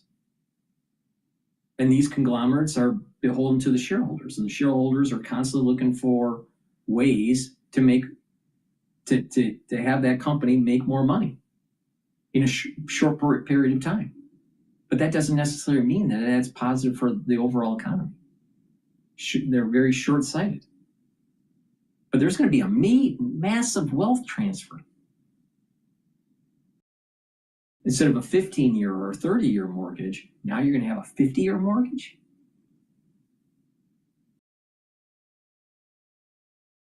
Home prices are going to go up, not down.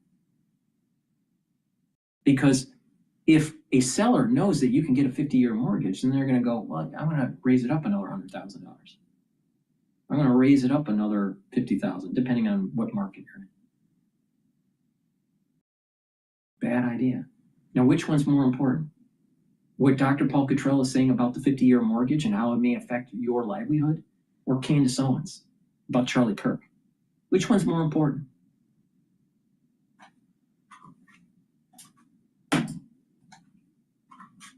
It's this mindset that takes whatever the official or establishment version of events is and just says, well, they must have faked that, without any supporting evidence for that assertion at all. Which of course brings us to, like you say, the text messages and all that. I have no idea. I think that the whole ChatGPT analysis is like a modern updated version of what happened. You remember the whole Dan Rather, George W. Bush thing, and it was like whether a certain typewritten letter would have been written in this font if you had a It's like body language analysis. Yeah. It's the pseudoscience. Yeah. It's not.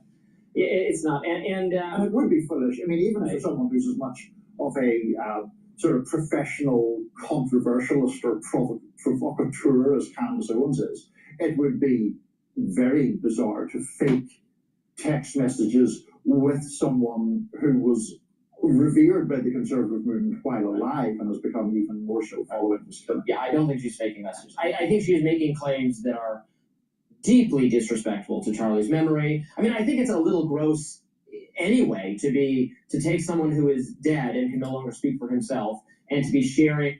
She's just milking the Charlie Kirk cow. That's what she's doing. Please go to my store, the-studio-reykjavik.com, and get the lignans. This is a powder. You mix it with soft foods or filtered water. Take it every day. This will help your immune system and your endocrine system, bring down inflammation and soak up free radicals, and slow down the aging process. This is way more important in terms of improving your health than listening to Candace Owens. I'm trying to tell you how to slow down the aging process and mitigate the problems that happened in 2020. And the aftershock, don't you think that's a little bit more important? I think so. Professional provocateur. Amazing. I mean, you know, and the sad thing is there's so many podcasts that are so informative about history and economics or philosophy or science and engineering, about even just life's experiences, how people do vlogs on their particular trials and tribulations in life. There's so much to learn and be human about. But yet there's a lot of like this tabloid garbage. Back in the 70s and the 80s, especially the 80s, you remember going to the grocery store and on the rack right before checkout, there were these tabloid articles about Madonna having an alien baby, or Michael Jackson and Madonna have an alien baby, or, you know, all these things. Elvis is an alien, you know, that kind of stuff, right? How is that any different today? How is that any different than what we have with the sensationalism that's taking place on podcasts? Candace Owens is the National Enquirer. Candace Owens is tabloid news.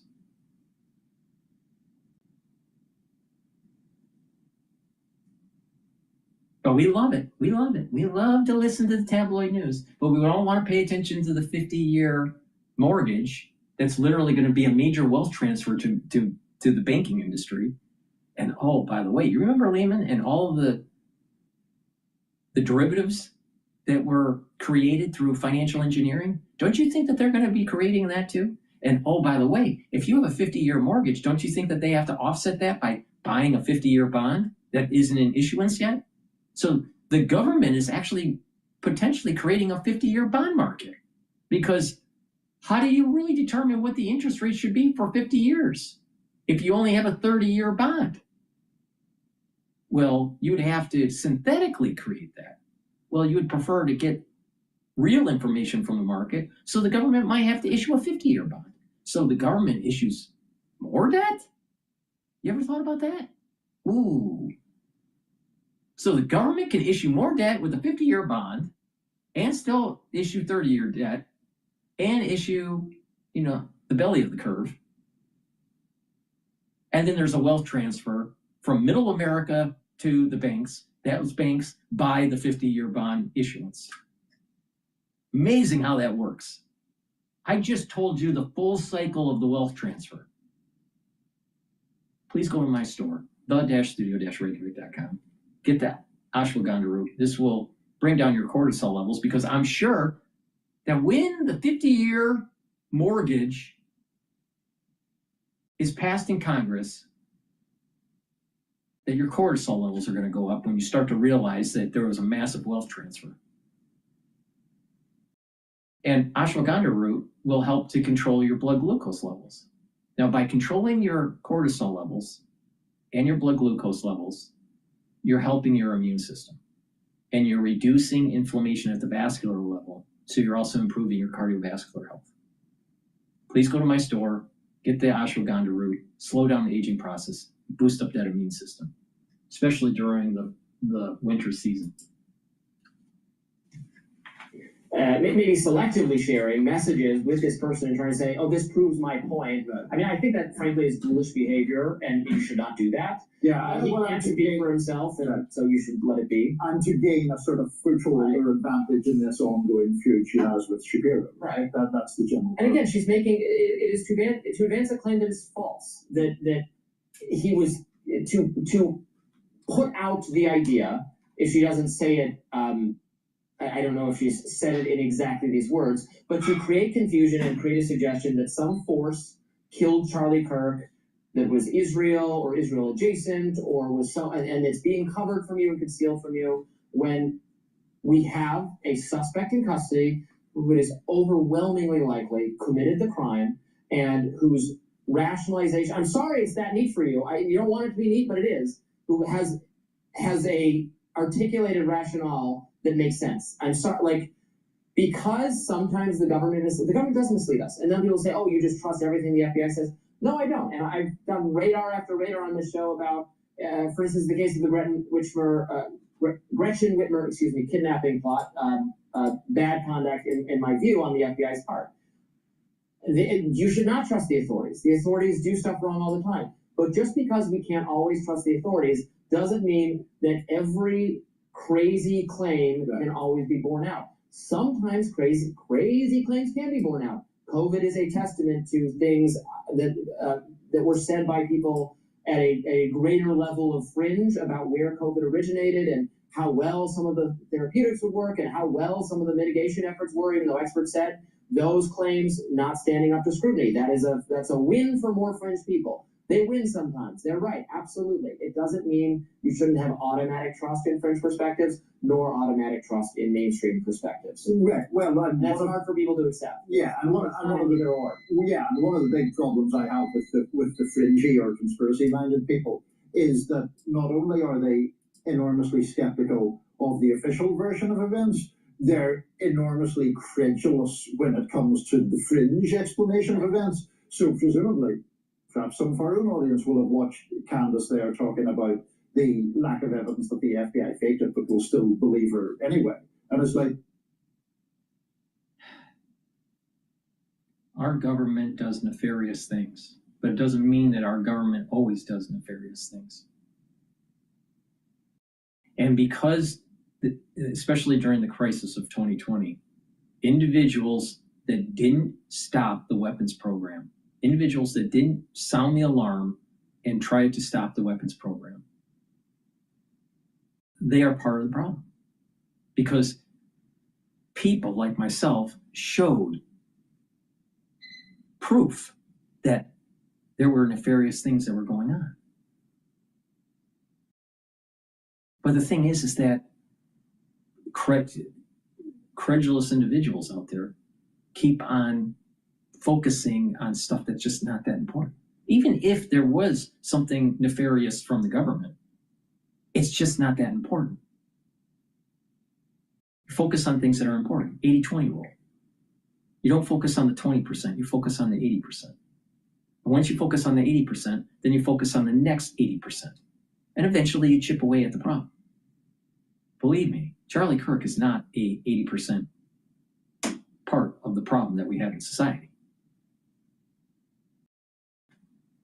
But the thing is that there is this conspiracy theorist issue now that is taking place. You know, there's this phrase, there are no conspiracies, right? Or how's Bannon say that? There are no coincidences. There's only conspiracies or something like that. I'd have to look it back up. Or another way of taking a look at it is that there are too many people that are focused on the sensationalism of a conspiracy, right? And so they would say something on, well, there's not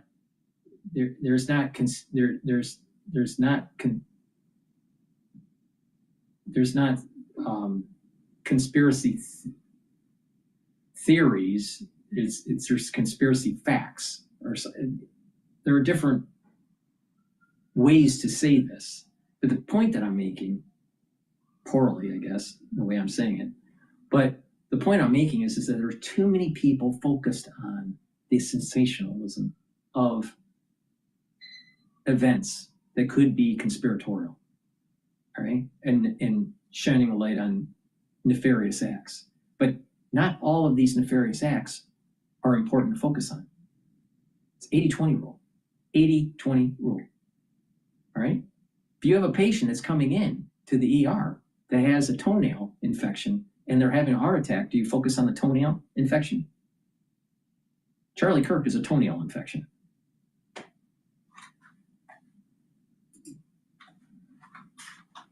why do we, if you're of that mindset, why do you believe the person on the fringe without evidence, at the same time as you're incredibly skeptical that the official version doesn't have enough evidence? Like, you should be presumably going where the provable evidence leads you in your conclusions, right? Right. And the idea that, because then they started to get into the journalists for CNN saying, if there was evidence of this, we would report. Because then Candace says, well, no one will report the real truth about who killed Charlie. The journalist is like, don't you think I would be all over that story if there was some evidence? That would be a Pulitzer Prize winner, Pulitzer Prize winning story if I could prove that the FBI had set someone up to protect. I mean, I think Candace's suggestion is Israel. Right. If you think about that for 5 seconds, if that's a part, of course they would want to expose that. Yeah.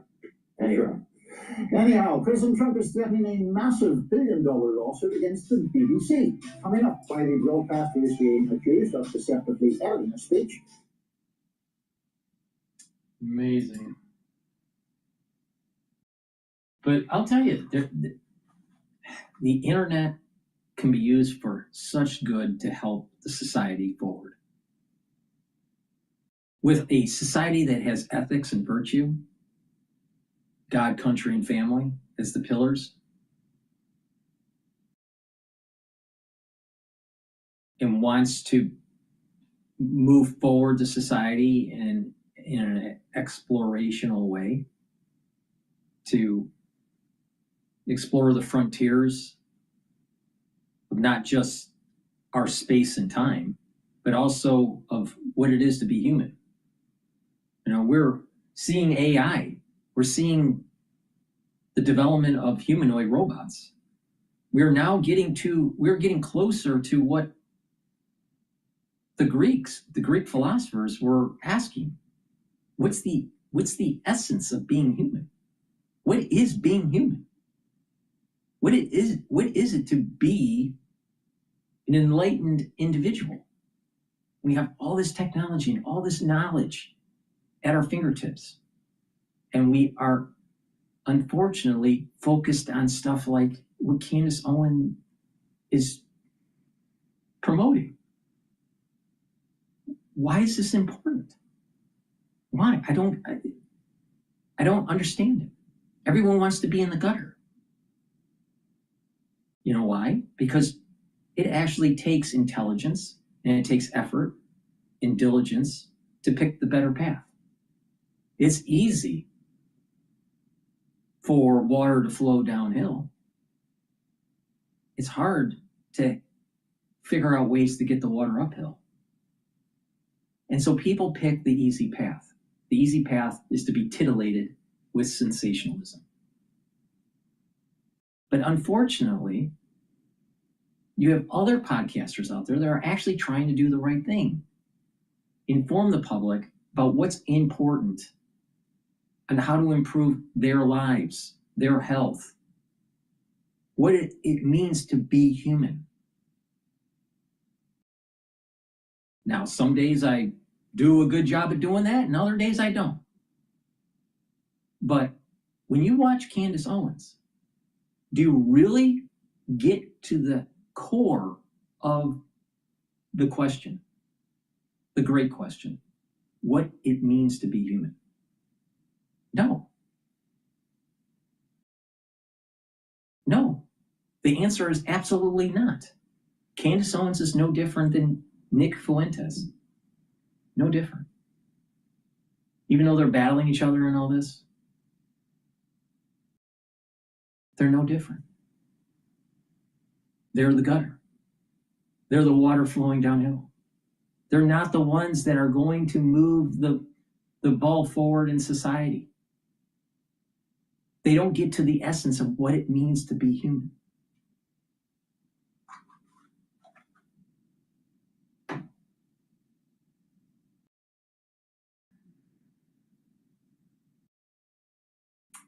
There was a video that I saw that was dealing with Trump and his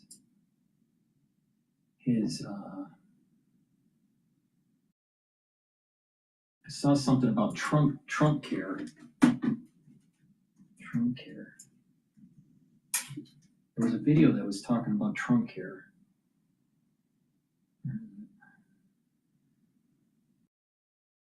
That was 8 years ago.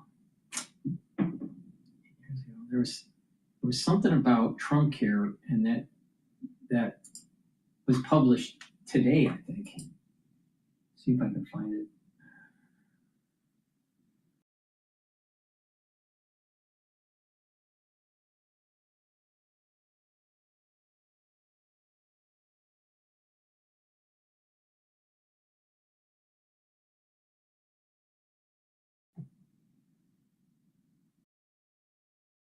All right, let's listen to ET now. I've never gone to this website or to this I'm not channel. the type to sue. That is something we hear all the time. That's because you're envisioning suing another person, taking money from their.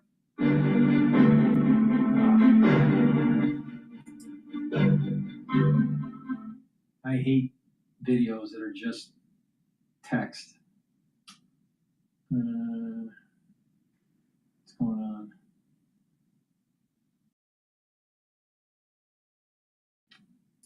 I can't find the video now. I saw it, and then I should have clicked it, and I missed it.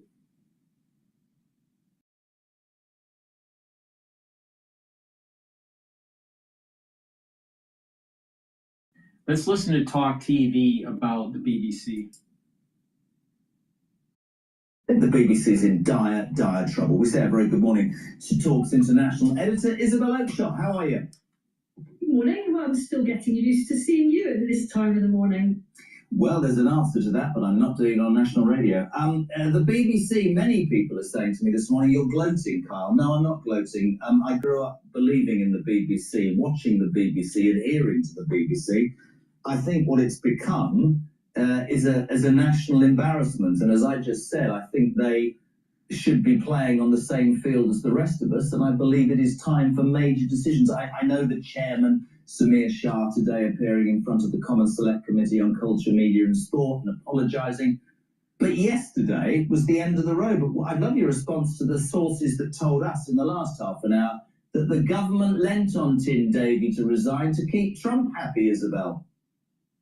Well, I'm sure there was some kind of conversation or conversations to that effect, but it was very clear to everybody that Tim Davie's position was untenable. And, in terms of gloating, all of us who work for other media outlets that don't have the benefit of taxpayer funding and kind of, unlimited checkbook to do whatever you like and send hundreds of people to Glastonbury and then force the nation to listen to death to the IDF. Of course, we are right to hold the BBC to the highest possible standards because this isn't a level playing field, as we've been saying all morning. But I don't think I feel it in any way gloating this morning because I'm afraid we're going to be stuck with the BBC for a fair bit longer. It's inconceivable that this Labour government is going to defund the BBC, is going to radically change the licence fee system. I'm afraid people will have to wait for another government for that kind of radical change. What we can hope is that this is a huge wake-up call to the corporation and that they put new systems in place to begin to address some of the absolutely institutional bias that they have on quite a range of issues. I wanted to play the clip that's really the most important clip of all. Martine Croxall is a female news reader. I've actually met Martine. She's cool. Apparently there's open revolt in the newsrooms of the BBC. She happened to be reading a news autocue one day, and it said pregnant people. Everybody needs to see this. She dared to change it to pregnant women and got censured by the BBC. Have a watch, people, have a listen. The School of Hygiene and Tropical Medicine has released research which says that nearly 600 heat-related deaths are expected in the UK. Malcolm Mystery, who is involved in the research, says that the aged, pregnant people, women, and those with pre-existing health conditions need to take precautions. I salute her, Isabel, because I've never met a pregnant man. Thoughts? I'd have done exactly the same in her position. And look, I think this is a cross that we have to die on. Sorry. But no newsreader should be made to recite such absolute twaddle. There's no such thing as pregnant people. There are only pregnant females, pregnant women. And she was quite right to do that. And I'm actually quite heartened that there is a revolt going on in the BBC about this, because it does suggest that perhaps there are more sensible people in there than I thought. I would say, just from a perspective with my international hat on, the BBC is a brand that is worth saving, I think. You know, all over the world, it is still held in very, very high regard. And what is so troubling about this particular scandal is that it is now, because of the Trump involvement, because Trump plays a central role in this, this actually damages the BBC and the good name of the corporation all over the planet. And that is qualitatively different to, you know, relatively domestic rows about Gary Lineker or Hugh Edwards. Those are serious matters, and particularly the Hugh Edwards thing. But this is of a different level. You know, this actually reminds me of the crisis over the so-called dodgy dossier. You know, it really rocked the BBC to its foundations, and this is similar. So change needs to be quick, it needs to be decisive, and the corporation needs to show us how it is going to be different going forward, until such time as perhaps another government comes in that looks at it entirely differently. It's really interesting, actually. You talk about, with your international hat on, you're dead right. It was always held in the highest regard. I would respectfully suggest, because I'm going to play the best clip of the morning, I think this woman should one day stand.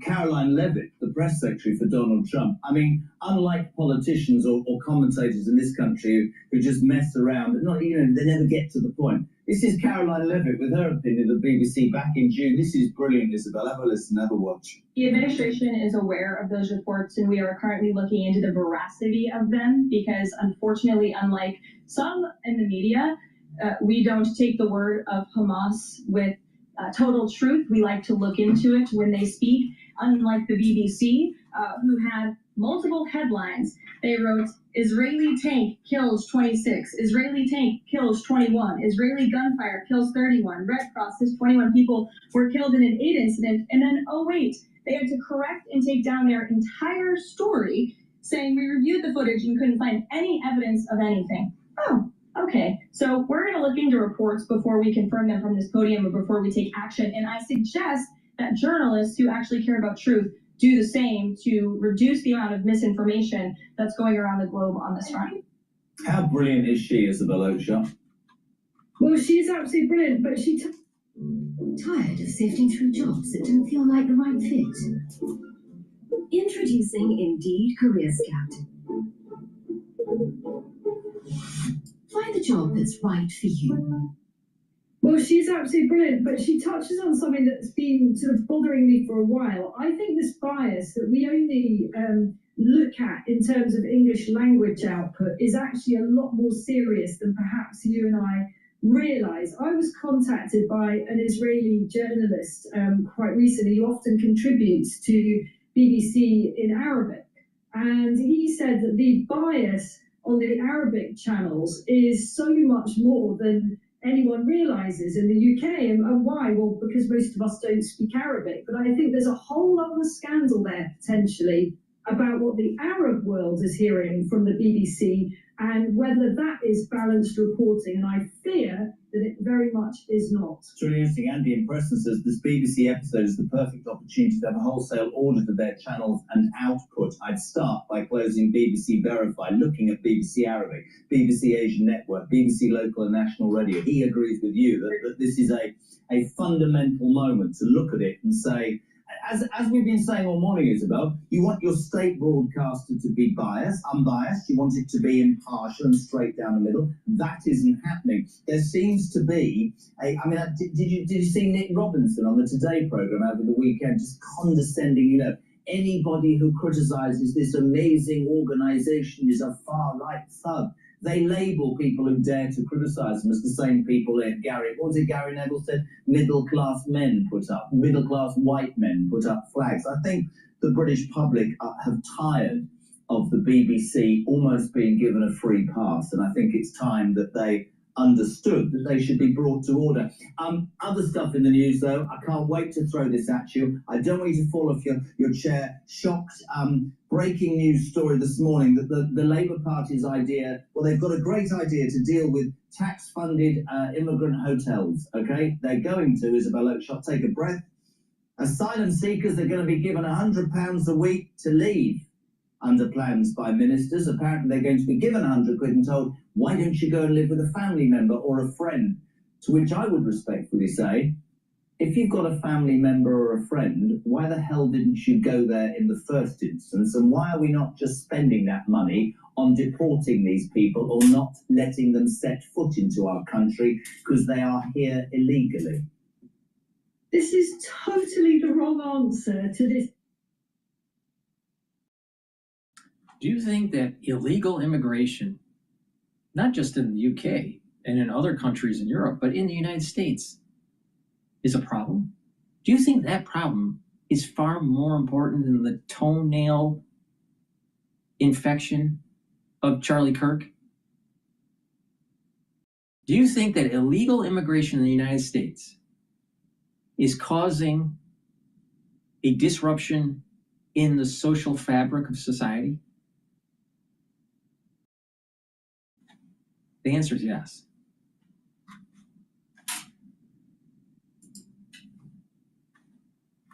Ongoing catastrophe. The problem isn't how do we accommodate these people once they get to the UK. The problem is let's stop them getting here in the first place. You know, stop answering the wrong questions. Deal with the issue. You know what I find ever more bewildering about this?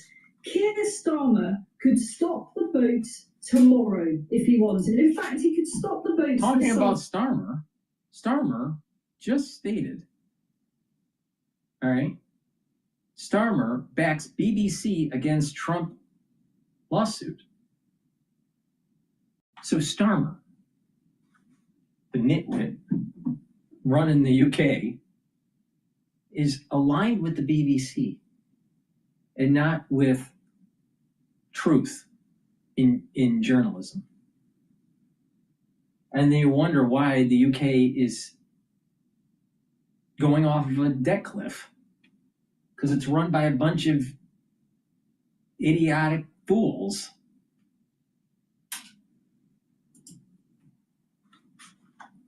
If he wanted. I don't care for all this, oh, it's all impossible, it's all too difficult. Let him just do it, and let's see if the sky falls in. Guess what? The sky would not fall in. We don't overnight turn into Russia or North Korea or Yemen. We're still the United Kingdom with respect for human rights. The whole situation isn't just going to blow up because we stopped some boats. It's time to fall out with the French, frankly. Yes. They are taking the mickey. Let's bring this to a head. Let's fall out with the French. Other news, and again, shocking, please don't fall off your chair. A Palestine Action protester who decided to approach the bosses of H.M. Wandsworth, Her Majesty's Prison Wandsworth, or His Majesty's Prison Wandsworth on Friday and say, would it be all right if I went to my brother's wedding on Saturday? Well, yeah, we'll let you out at 10. Can you come back at 5? He went, yeah, absolutely fine. He hasn't returned in a shocking story. That's 3 high-profile mistaken prison releases in the past 2 weeks. As much as I used to be proud about this country, there's a lot now that embarrasses me. I mean, if you get nicked and you go to court, try and get sent to Wandsworth Prison, because they might as well have their bloody front gates open, shouldn't they? I mean, there's a great cartoon in one of the papers over the weekend of a judge sentencing a defendant, and the speech bubble was, you know, neither of us know how long you'll be in prison for. You know, it could be any time, couldn't it? You know, maybe you'll be let out tomorrow, maybe it'll be in a month's time. What an absolute joke. I just wanted to finish, as I have done with everybody this morning, and I know you're abroad, but I know, like me, you're a patriot. I was speaking to Denny, our boss, yesterday, and he was saying that he popped down into his village to the Remembrance Sunday service, and he couldn't believe the numbers of people, the increase in the last couple of years. And my young son Oliver carried the flag. He's in the Cubs, you know, the small clubs of school. And there were hundreds yesterday, Isabel. And I just wanted to say this to people because, you know, there's so much about this country that we moan about. And one of the things that really infuriates me is that we seem to have a generation now that don't look back and say thank you. Did you see that veteran Alec Penstone on GMB the other day about the Remembrance Day? I want to play this because I think this is so upsetting. Have a listen, have a watch, guys. My message is, I can see in my mind's eye the rows and rows of white stones of all the hundreds of my friends and everybody else that gave their lives for what? The country of tonight. No, I'm sorry. The sacrifice wasn't worth the result that it is now. Breaks my heart, that. Isabel Armistice Day tomorrow, the 11th of November, the day my mother was born. Should not our country spend less time defending perpetrators of crime and justifying its existence and actually stand up for the very people who put us where we are, like Alex Penstone? You know what? I really feel sick watching that. You know, I've watched it twice. When you just played it again there, it literally made the hairs on the back of my neck go up. It's just, there's something so profoundly distressing about a 100-year-old man who gave the greatest he could to our country and watched friends and comrades die. And he now says, for what? No wonder he says that. We are being invaded. I don't use that word lightly. I'm not saying the people who are coming across the channel have ill intent, but the reality is we are allowing an awful lot of people to come into our country who do not share our values. That is what I think he was talking about. There may well be other things, but I think that's what he was talking about. To the detriment as well, and I think just to sum it up, I think that so much of the frustration now, and I use the phrase indigenous population, some people get upset. I think it is deplorable that men and women that have put their lives on the line for our country are on the streets. I think it is deplorable that people who have paid their stamp for so long are not able to see a doctor or a dentist. I think it is deplorable that older people can't afford to heat their homes. And the list goes on. And what happens is this country that was always a modicum of fairness and doing the right thing, many millions of people are now going, yeah, we've always been able to do that, but right now I can't see a doctor and I can't see a dentist and my mum is freezing cold and can you explain to me why we're skint and we're still giving to others and not to our own? And that is not far right. That is absolutely justifiable. Isabel Oakeshott, thank you so much. I mean that. Really lovely to have you on as Ever Talks International editor.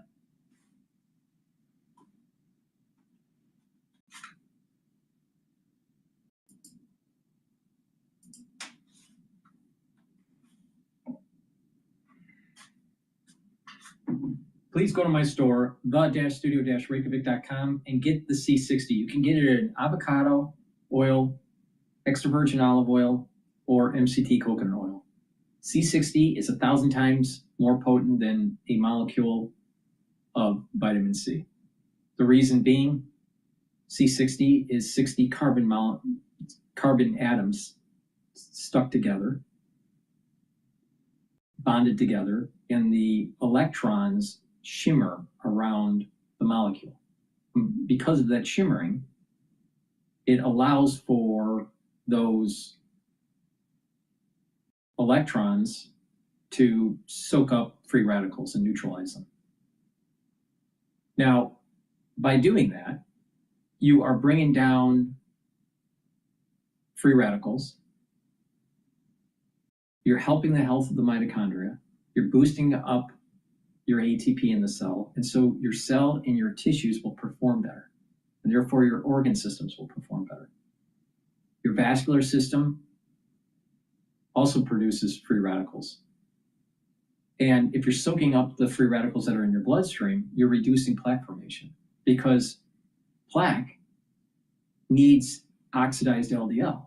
Well, if you soak up free radicals at the vascular level, you have less oxidized LDL and therefore less plaque formation. At the neuron level, you are producing more neurotransmitters because the neuron is healthier, has less stress, has more ATP because the mitochondria is healthier. And so you'll have positive neuroplasticity, so you'll be thinking faster. You'll have better memory.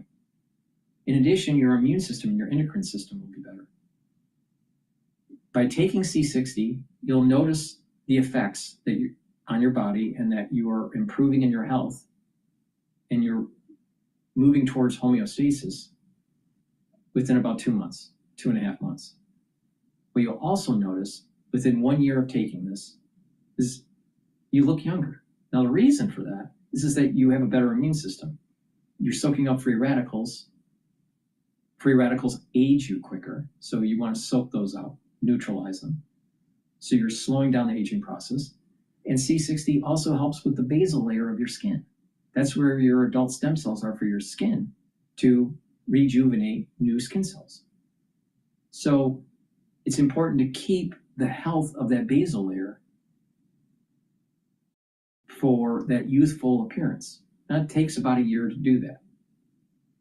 So please go to my store, take a teaspoon a day every day, preferably on an empty stomach.